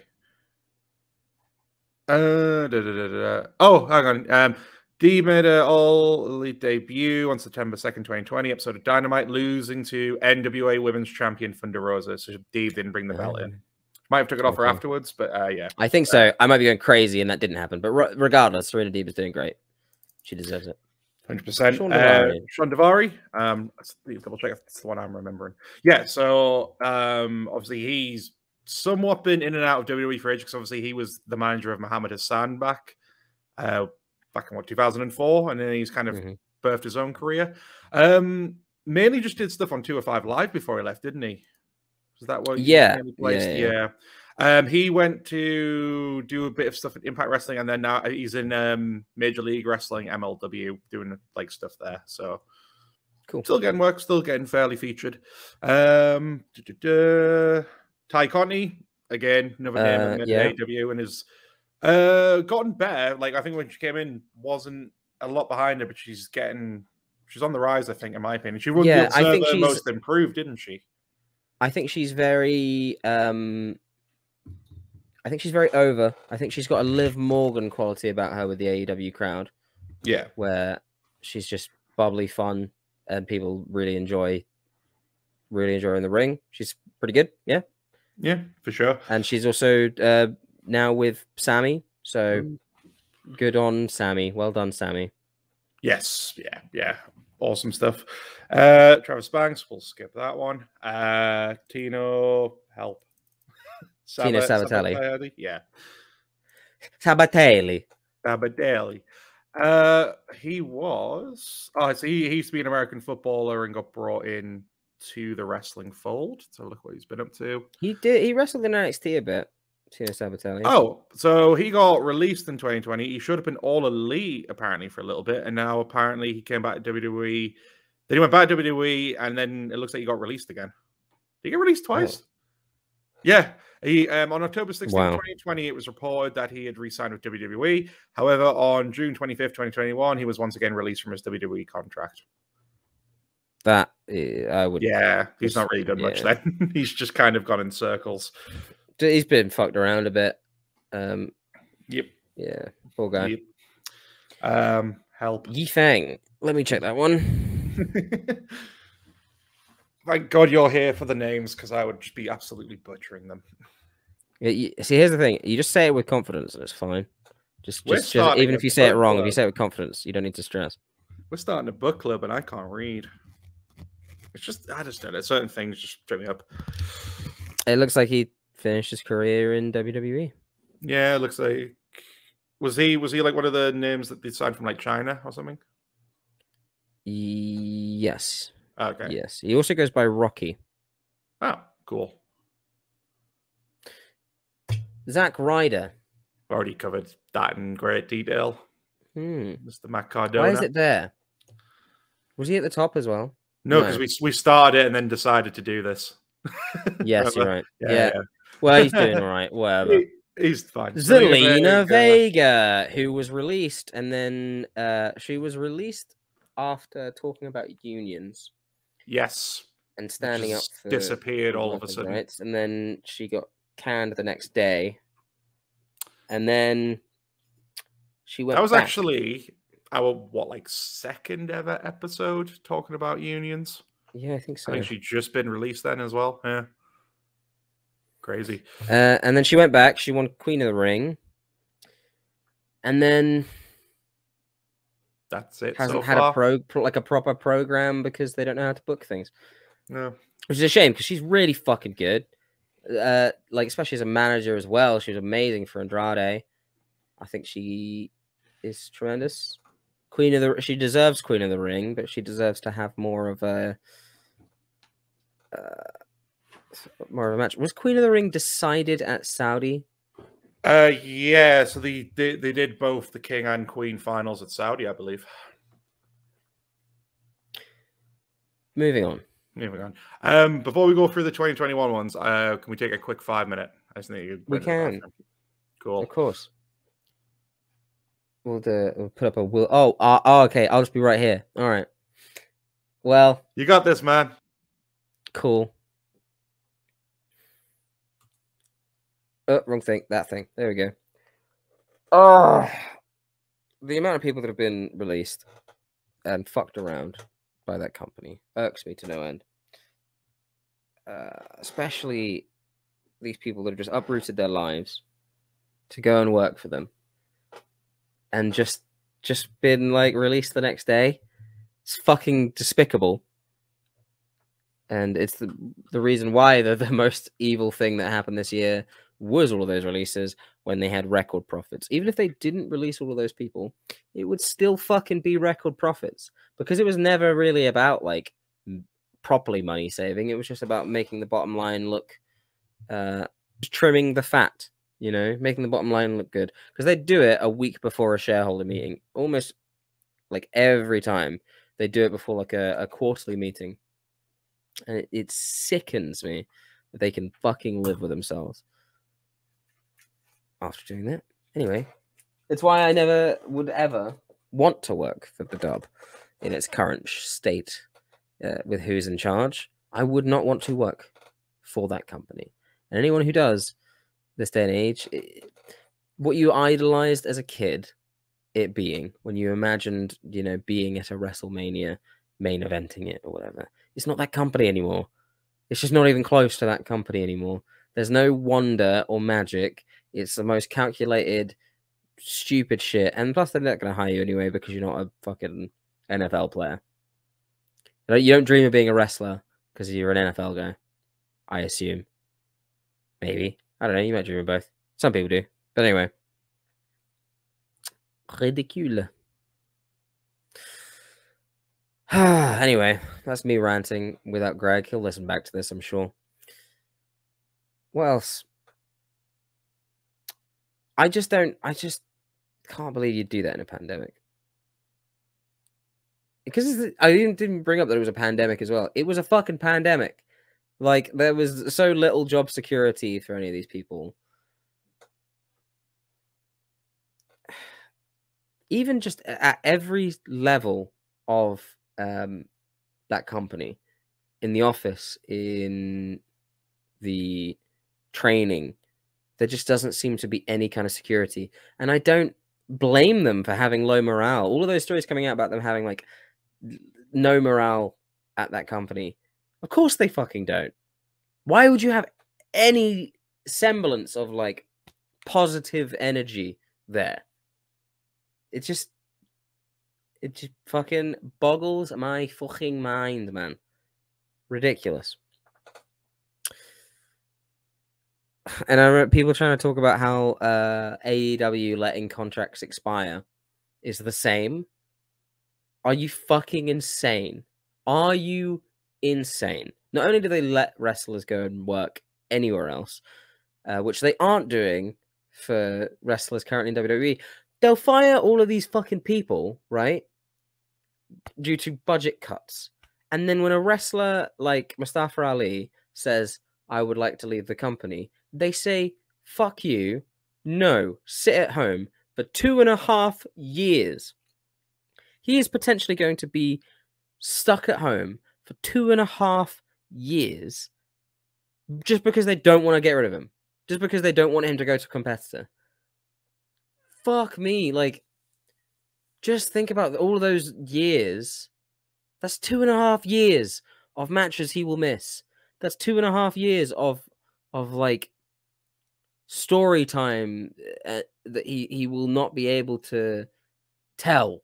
That is 2.5 years of his legacy that he will not be able to fulfill, that he will not be able to leave behind. And yeah, he can just train for 2.5 years. But he doesn't need to anymore. Mustafa Ali is the fucking entire package. He is so good. If you look at his series with Buddy Matthews, formerly Buddy Murphy, it's insane. It's incredible. He pushed himself so hard to get to that point. He had the best matches on 205 Live on a promotion that wasn't even being pushed by the promotion itself. And he still fucking got over, and he did all this, and then he did all these backstage stuff, and he did his own videos, and he's so good, dude. And how do you not, like, an easy thing to push in America is that he's a former policeman. How do you not push a former policeman? I don't understand how you don't push a former policeman in America. So he's a former policeman, right? He's a Muslim wrestler as well. And why don't you push him? Just push him. I don't get it. And now he's stuck for 2.5 years. Anyway. Hello, Greg. Hello. Was that Free Ollie? Yeah. Yeah. Talk about a name that, like, I don't want to say should be released, but should be released, given that. What are they going to do with him following this? Well, I don't... what other job, really, do you get to just not leave? Yeah. Why can't they hand in a 2-week notice? I don't get it. They're independent contractors. Why are they held to this contract like that? You look as well at the fact that they've been slashing some of the most surprising names ever in a bid to save money, have these record financial years, and as we suspect, to look good for a sale. If someone wants to leave, why not just give them it and that's more money saved? Because you're not doing nothing with them, and just keeping them there as punishment is just petty as fuck. It's 2.5 years. Yeah, man. Of his career, of his life that he doesn't get to go and do his art. I mean, what I appreciate about it is he's willing to start a fuss online. If he just keeps doing that, people won't forget. Who's next? Who's next? Back to the list. Whoops. Yep. So Alistair Black, aka Malachi Black, again, a name that basically shocked everyone because due to an admin error, he didn't have a 90-day no-compete clause and showed up in AEW a month after he was released and has been one of their top book stars ever since. Obviously had that amazing feud with Cody. I believe he's only had the one loss so far, which is Cody getting the win back, and he's still been pretty dominant since. There might be a DQ there I'm missing. Currently, obviously, with Brody King as the Kings of the Black Throne, and following the brilliant promo Knights Dynamite, of the Black Throne and the House of Black. See, I thought that Knights of the Black Throne graphic Was that the like goof? error. Was Knights the goof? Because You might be right. On the indies, they're the kings of the Black Throne. I think that was the goof. Well, I'm sorry, but it's written there, so it's the truth. They're the Knights of the Black Throne. And following, they're doing like a slow build for their stable, and I'm excited. Well, who's this third member they've already teased with that brilliant promo? Do you think a lot of people think it's Buddy Matthews? It makes sense. Buddy Murphy, formerly, had a billion matches. They did the NXT circuit together forever, and they both did amazingly. And then they pushed each other, and then they did it on like proper TV, and it was sick and amazing. So I would not be surprised if they're talking to each other and being like, "Yeah, you're in." And it would be a fun fit. It'd be a fun fit. Yeah, I think especially if you've got a Brody King, and you've got all these different styles coming in as this, and then you maybe got Julia Hart as well. Yeah, because I was felt for sure in their tag team blow-off match of the Varsity Blondes that Julia was going to turn on them two in the match and become valet with, well, not valet, that's a horrible word, become like, I guess, manager or teamed with them. Yeah, I think she'll just be like the same way Dan Lambert has, I forget her name, but you know, just add a woman to your stable. Yeah, why not? Yeah, mix it up a bit. Next up was Alexander Wolf.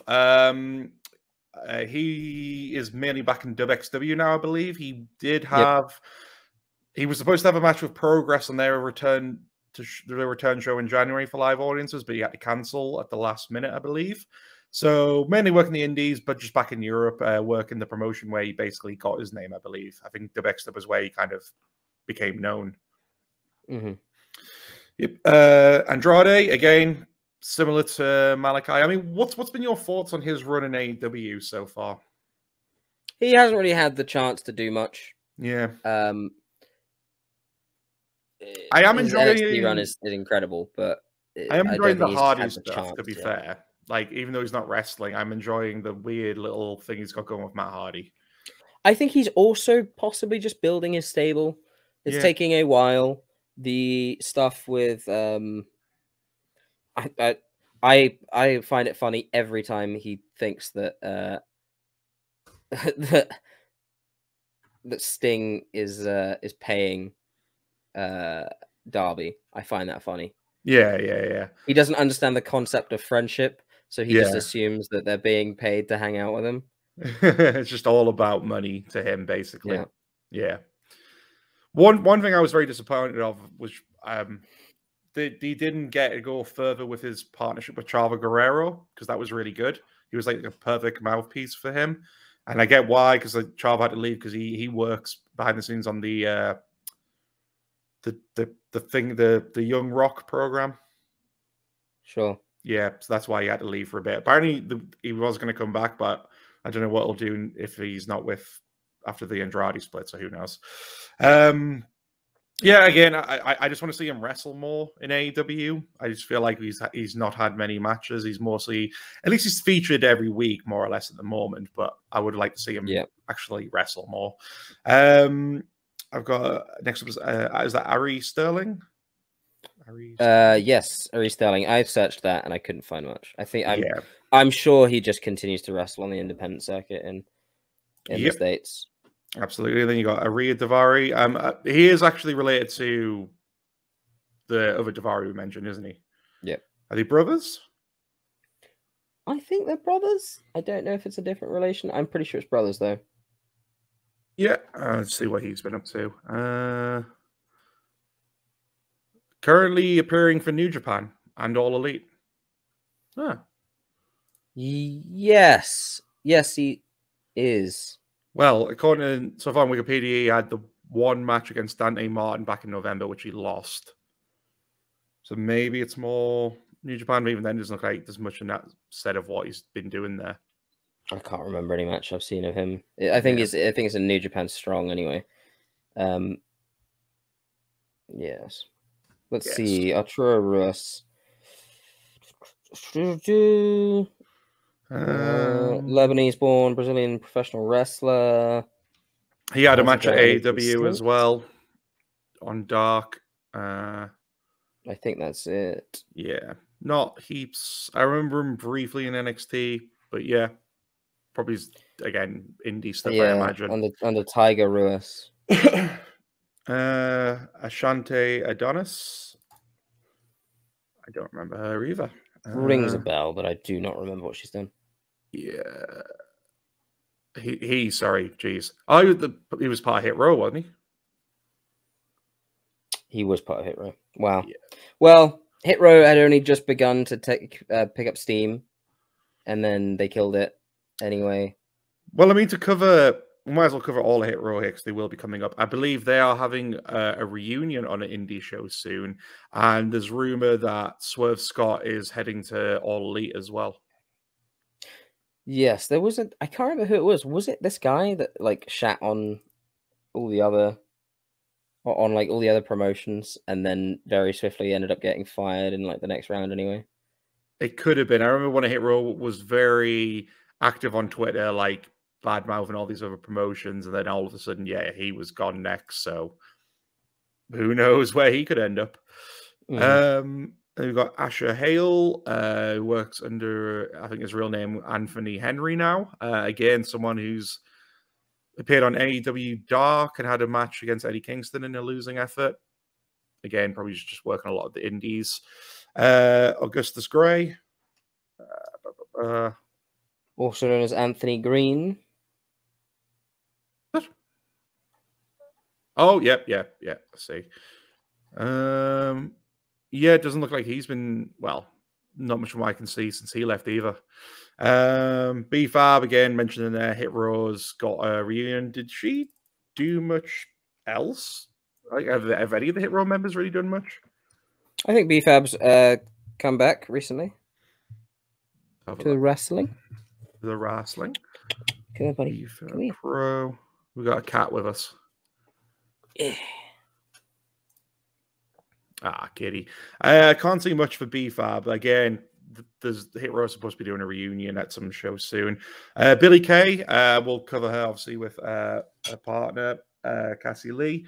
They're just working as the inspiration in Impact as the Knockout Tag Team Champions. I believe they're still the champions at the moment. Yep, so they're kind of doing great stuff there in Impact as well. Again, featured prominently in their women's tag division. The former Iconics were great. I've always spoken so highly about them. I've spoken so highly about them because I love tag team wrestling, and I think that the women's tag team belts have always been treated like a joke. Yeah. So I'm excited to see that they've picked that up. Yeah, 100%. I mean, that was like, again, when we first saw the announcement, absolutely shocking to see, just given like they basically did nothing but pure gold on both NXT and the main roster. And again, one of the few actual women's tag teams they had, which could have done wonders for their tag team division in WWE, and they got rid of them. I think that possibly they're thinking, because I wouldn't be surprised they were in talks with AEW as well. Especially because Sean Spears is there. Yeah. But I think that their reasoning for going to Impact is because they have a women's tag team division. Yeah, well, there's tag team belts there. There's like stuff they can actually do. Because again, I mean, AEW still, it's slowly but surely getting there for their women's division. I would say once they've got the women's title and the TBS title up to a good standard, you could then possibly introduce a women's tag team belts there if there's room for it. But yeah, I don't know, because I still feel like they're bringing in a trios title at some point. And I just don't know how many they're going to bring in. I don't know. Yeah, I'd like to see it. More women's wrestling. Intergender wrestling should be a thing, to be honest. But yeah, we've had that discussion a lot of times. I agree. Bo Dallas, he's just done nothing really, has he? He's just kind of enjoyed time on. What was it like? Him and Liv Morgan were going to get a farm. Was that it? I think they have a farm together. He started a cooking YouTube channel, and I commented and he liked it at one point. Let's hold on. Let's find it. Let's see if you've made some more cooking things. It's not too great, Mr. Taylor Rotunda. Grinch Assassin Cocktail. Family wonton recipe. This is only 2 minutes 11. They're quite short videos. And because it's Christmas, I wanted to give you all something very special, a recipe that's close to me and my family's hearts. Now, this recipe, I'm going to tell you right off the bat, it's not the most healthy thing you could ever make, but it was he just makes stuff. My family's okay. I mean, he likes cooking, so... Fair enough. I mean, go, bro. Do you think he'll ever come back to the ring, or do you think he's happy just cooking on YouTube? I don't think him showing up would pop too many people, I suppose. Would pop us. It would pop me, because I love him. And I genuinely think that his work with, like, The Miz and him as in the B team is really, really, really fucking good. And I think that, Bo Leave was really fucking good. So I'd like it. I don't know if I just wonder if he's got like the passion for it, anymore. Yeah, maybe not. Maybe he is just happy, just doing his own thing outside of wrestling. Sure. Yeah, why not? Bobby Fish, again, basically got released, and then once that was over, has rocked up in AEW. Has once again aligned himself with Adam Cole, and then finally they also got Kyle O'Reilly, and at the moment they are working with the Elite, but basically we are building towards that big Elite versus Undisputed Era showdown. Yes, it looks like they're going to be called Paragon. Yep. So there's that. They're also bringing Jay White into the fold, so we might get Elite versus Paragon versus Bullet Club, which would be pretty awesome. Pretty fucking cool. Yeah. If Jay White brings in Guerrillas of Destiny, that'd just be insane. Pretty fucking sick, baby. So I would really like to see that. Yeah. We just need Kenny back now. Honestly, it's gonna be weird because the Elite are gonna be the fucking faces. Yeah. Well, I mean, they already did like what, a solid year's worth of great healing. I imagine a switch would be imminent soon. Yeah, I don't think you get to bring Kenny back and not have him be face. Yeah, that's the problem. That's the problem with coming back from an injury or something. You're just gonna be the face because everyone's gonna be like, "Yay, you're better." Well, either that or as soon as they get there, they do an absolute heel tactic, and then it's like, okay, no, we're booing them. Well, you should be booing them. One of the note Bobby Fish was quite impressive when he debuted. He was getting booked in some pretty prominent matches. Like he had that great match with Bryan Danielson. Was he one of the ones who got to fight Suzuki as well? Or am I getting that completely mixed up? I don't think he did. No, who did Suzuki fight? Might have been he fought Danielson. 2 people in AEW, didn't he? Apart. Oh, it would have been Moxley and Danielson then.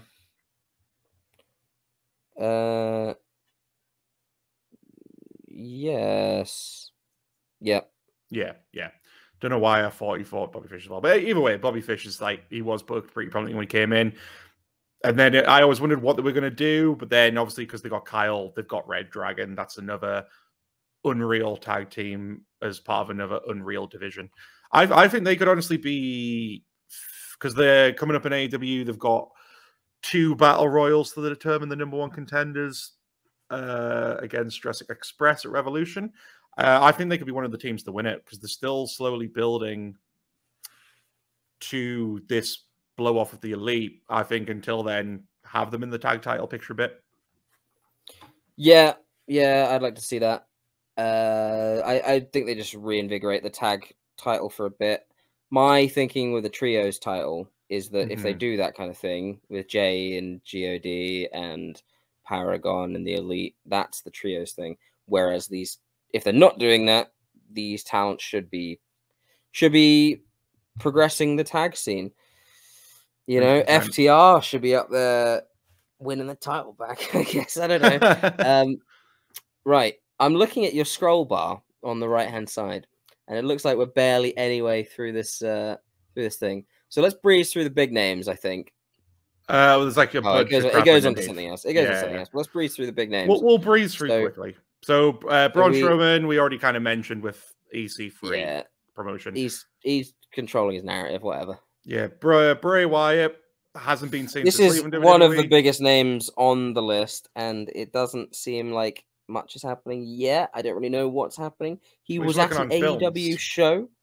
He was at an AEW show, but he was watching from the stands at one point.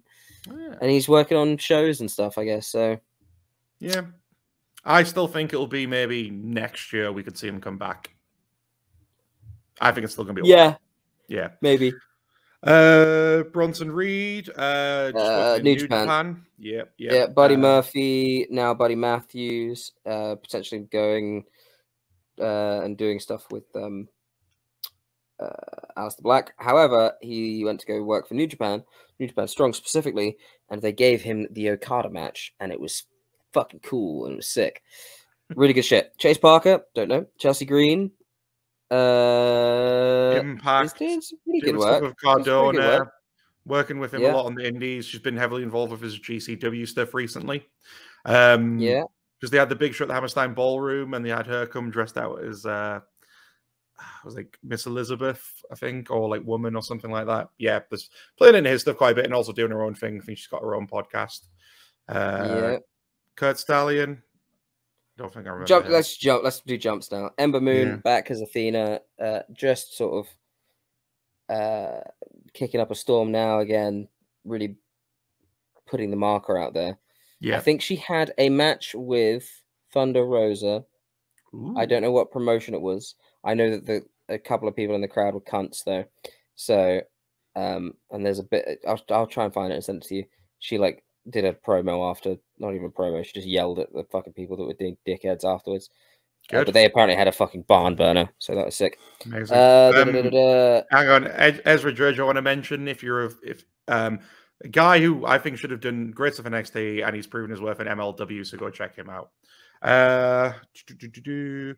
Harry Smith was a surprise one because they signed him and never did anything with him. He just I think he had like one dark match and then never did anything with him. Isaiah Swerve Scott is about to blow up. He's about to be fucking insane. Jake Atlas went to AEW and then instantly got injured. I think he just had successful surgery though, so that's good. Jackson Riker can fuck himself. Jeff Hardy's going to be coming back. I'm sure he's already got like a tag team match lined up with his brother on some promotion. The fighting what team? They're fighting the Major Wrestling Figure Boys, Hawkins and Ryder at a show. Yeah, seen that. Quite a few of these people here, big names like Morrison and Cross, aren't really doing much yet. I don't know if they can. Cross might be involved with that control your narrative thing. Because I thought I saw him join them on a show somewhere, so he could pop up for their promotion possibly if he is heavily involved with that. Yeah, that would be cool. The biggest name we have here is Keith Lee. Of course, who's just debuted. Was that last week? Last week, wasn't it? Or the week before? Yeah. Cat's showing his asshole there. Just showed up on Dynamite. So it remains to be seen. I hope he's going to do well. It looks like from the promo we cut on Dynamite this week, he wants to go after the TNT title. So that'd be interesting.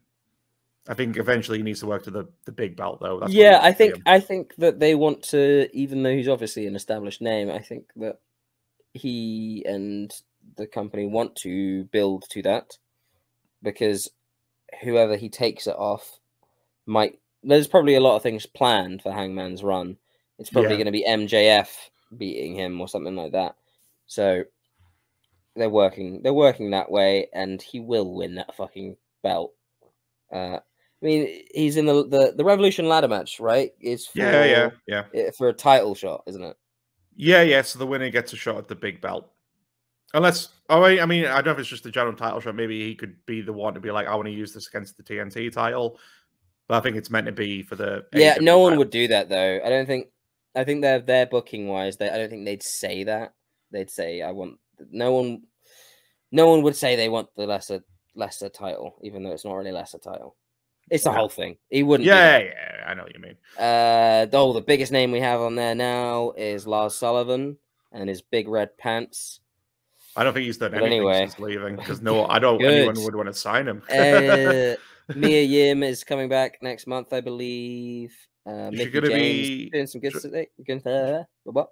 Is Mia Yim going to be joining her husband, or is she going on her own path? I don't know. I just know that she's said she was busy with the wedding and everything, and etc. So she will be back to wrestling. She said Mickey James doing some sick work. Mojo, I don't know what Mojo's doing, but we're moving on. Naya has quit wrestling. Yep. Oni is about to face. Biff is about to face Minoru Suzuki. Oh. So some good shit going on there. Ruby Soho, formerly Ruby Riot. One of the stars of AEW's women division, as far as I'm concerned. Yep. Someone who like immediately proved her worth the second that music hit, and she came out with All Out. Yeah. Yep. 100%. Samoa Joe remains to be seen where he's going to end up. The big thing he's doing that's been announced is he's going into the Ring of Honor's first Hall of Fame. He's going to, along with so far Danielson and the Briscoes, I believe. It seems like he's been teasing a return. It would be interesting to see where he's going to end up. Where you thinking? Do you think AEW? Do you think somewhere else? He's about to be inducted into the Ring of Honor Hall of Fame, isn't he? First class ever. It will be probably Punk will be the last inductee. After that, yeah, I don't see him going anywhere other than AEW because he'll be paid big money, and he is deserves big money. So yeah. AEW for Joe. Not too many other big names there. Bunch of ones that have been brought onto AEW, but mainly just as like on the dark side of things, I believe. Like Tony Nese, he's signed, but he's must be doing the dark stuff, I believe. More the Hit Row guys, again, they seem to be. Velveteen Dream, I think, given all the controversy surrounding him, he's just kind of completely stepped away. I don't think I've heard of him cropping up anywhere. I remember, I think I saw some kind of interview with him very recently. He tried to say some stuff, but I honestly don't care. No. so I'm happy to just not have that man's name leave my mouth, to be honest. Tyler Breeze is training at school with the chairman himself, and I feel like he could pop up in a couple places and have some fun. He could be someone they bring in AEW, not as like an actual signee basis, but to have like a couple of matches, I feel. Yeah. And then that's sort of it. I mean, obviously we had to fly through the last bit there because this has been quite a lengthy episode. But I mean, I think the takeaway from it is there are a lot of names there that are doing pretty well for themselves. There was a lot there I didn't realize of how many were just simple performance center talent that just basically got there and then were cut loose, never even really got a chance to prove anything. And obviously, like I say, some big names there that are doing well. A lot of them went to AEW and have kind of just proved the worth. I think there's still a couple of names there that we're just waiting on to come back. I think the biggest one there would obviously be Bray Wyatt and Samoa Joe.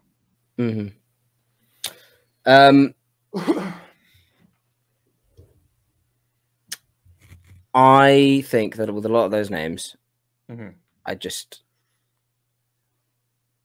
it hurts me every time there's a release big window now. Yeah, because when these comments come in, like I said, where they're like, I'm sure these people will land on their feet. It's just a well wishing, really. It's their way of saying that. It's like, oh, sure, you'll be fine, but a lot of people aren't, and people have uprooted their lives to go and work for this company, and then just been fucked over. So it's not. Not too great. I mean, that's the harsh reality releases like this. I mean, when it comes to wrestling side of it, I think a lot of them will, in some case, land on the feet. Like they'll go work, even if it's just the indies, as long as they get them work, that's great. But I think you're right. There are some there that we just don't think of. Like, well, that was probably their big career opportunity, and then nothing because of it. Because, like I said, WWE are prone to taking athletes from other sports and say, okay, come with us, we'll train you what to do and make you a megastar. And in those first round of cuts, especially in 2020, they got rid of a lot of those people who they made that promise to. Yeah. Well, to everyone on there that we did praise so highly, I think that it just goes to show that the brass ring is not there anymore. It's everywhere else. Yeah, 100%. I mean, again, like I keep saying this with everything that's been going on. This is like the best time to be a wrestling fan, and because of that, it's because there are a lot of places for people to go wrestle now than there ever has been. A lot of the independent scenes across the globe are doing incredibly well. You've also got the big name companies like AEW and New Japan to potentially go to, as well as one slightly below that, like Impact.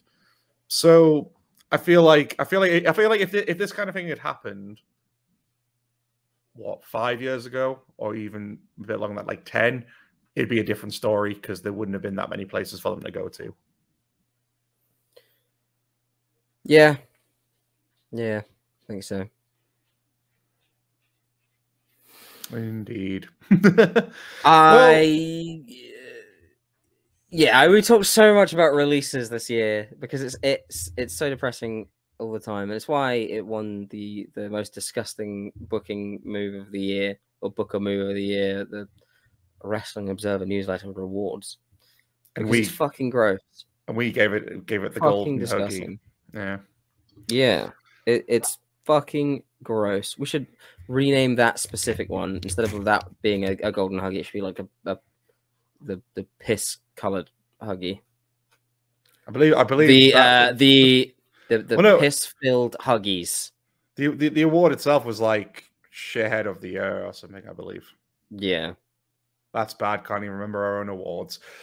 Well, it's the first annual one. Yeah, it's fine. Well, there'll probably be changes come the next one. I suppose a question to end it out on, and you can keep it as brief as you like. WrestleMania's coming up. April used to be their prime window for doing this kind of thing. Do you think we're going to see more releases, not only in April, but throughout this year as well? I think that because the media cycle is beginning up for them, we won't see one until after WrestleMania. I don't think we'll see one until after WrestleMania, now that it's a big thing. But then also he probably doesn't give a shit and he'll just do it anyway. They're also running out of people to get rid of. I was going to say, big one, which I still think is coming, and it would be a shame if it did, because it is actually really good television. NXT UK. It's possible NXT UK dies.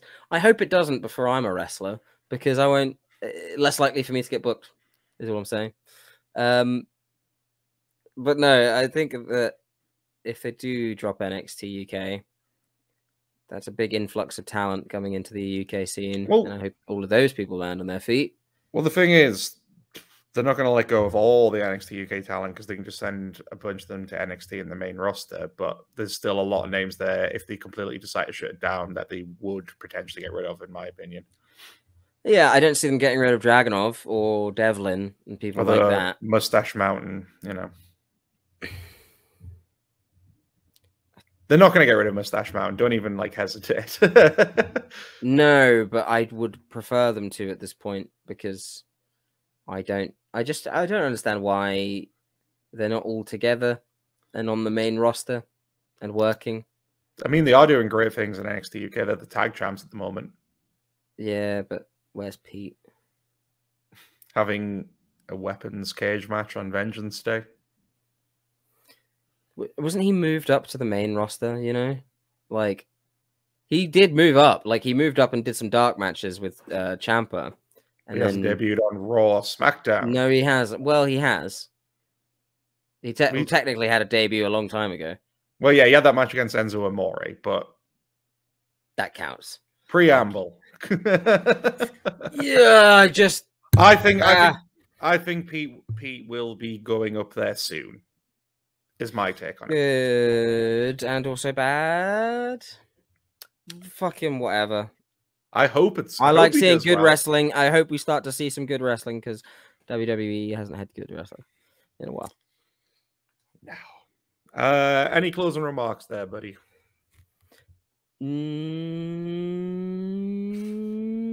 Unionize. and let people quit. Stop firing them and let them quit. Well said. Well, that'll about wrap us up here for this week's edition of Friday Night Raw, the Bearhug Club podcast. If you want to check us out over on the socials, you can find us at the Bearhug Club podcast, Facebook and YouTube, Bearhug Club Pod on Instagram, and Bearhug Club on Twitter. And over at the website for all the happenings and goings on, bearhugpod.wixsite.com/Bearhug Club Network. Gonna have some cool stuff coming out over the next couple of weeks, I hope. I recently sat down with Scott to get his top 10 all-time favorite wrestling matches, and this is a new series I'm going to be doing. Garrod, I would really like you to be next in the hot seat, so please get thinking of some matches. And stay tuned for that coming out. I'm also working on a brand new matches you need to see episode at the moment, so keep an eye out for that as well. And of course, as we announced earlier on, come join us along for our book club, because we're really excited to get that off the ground. But until then, we'll catch you next week, and take care, everyone. Bye-bye.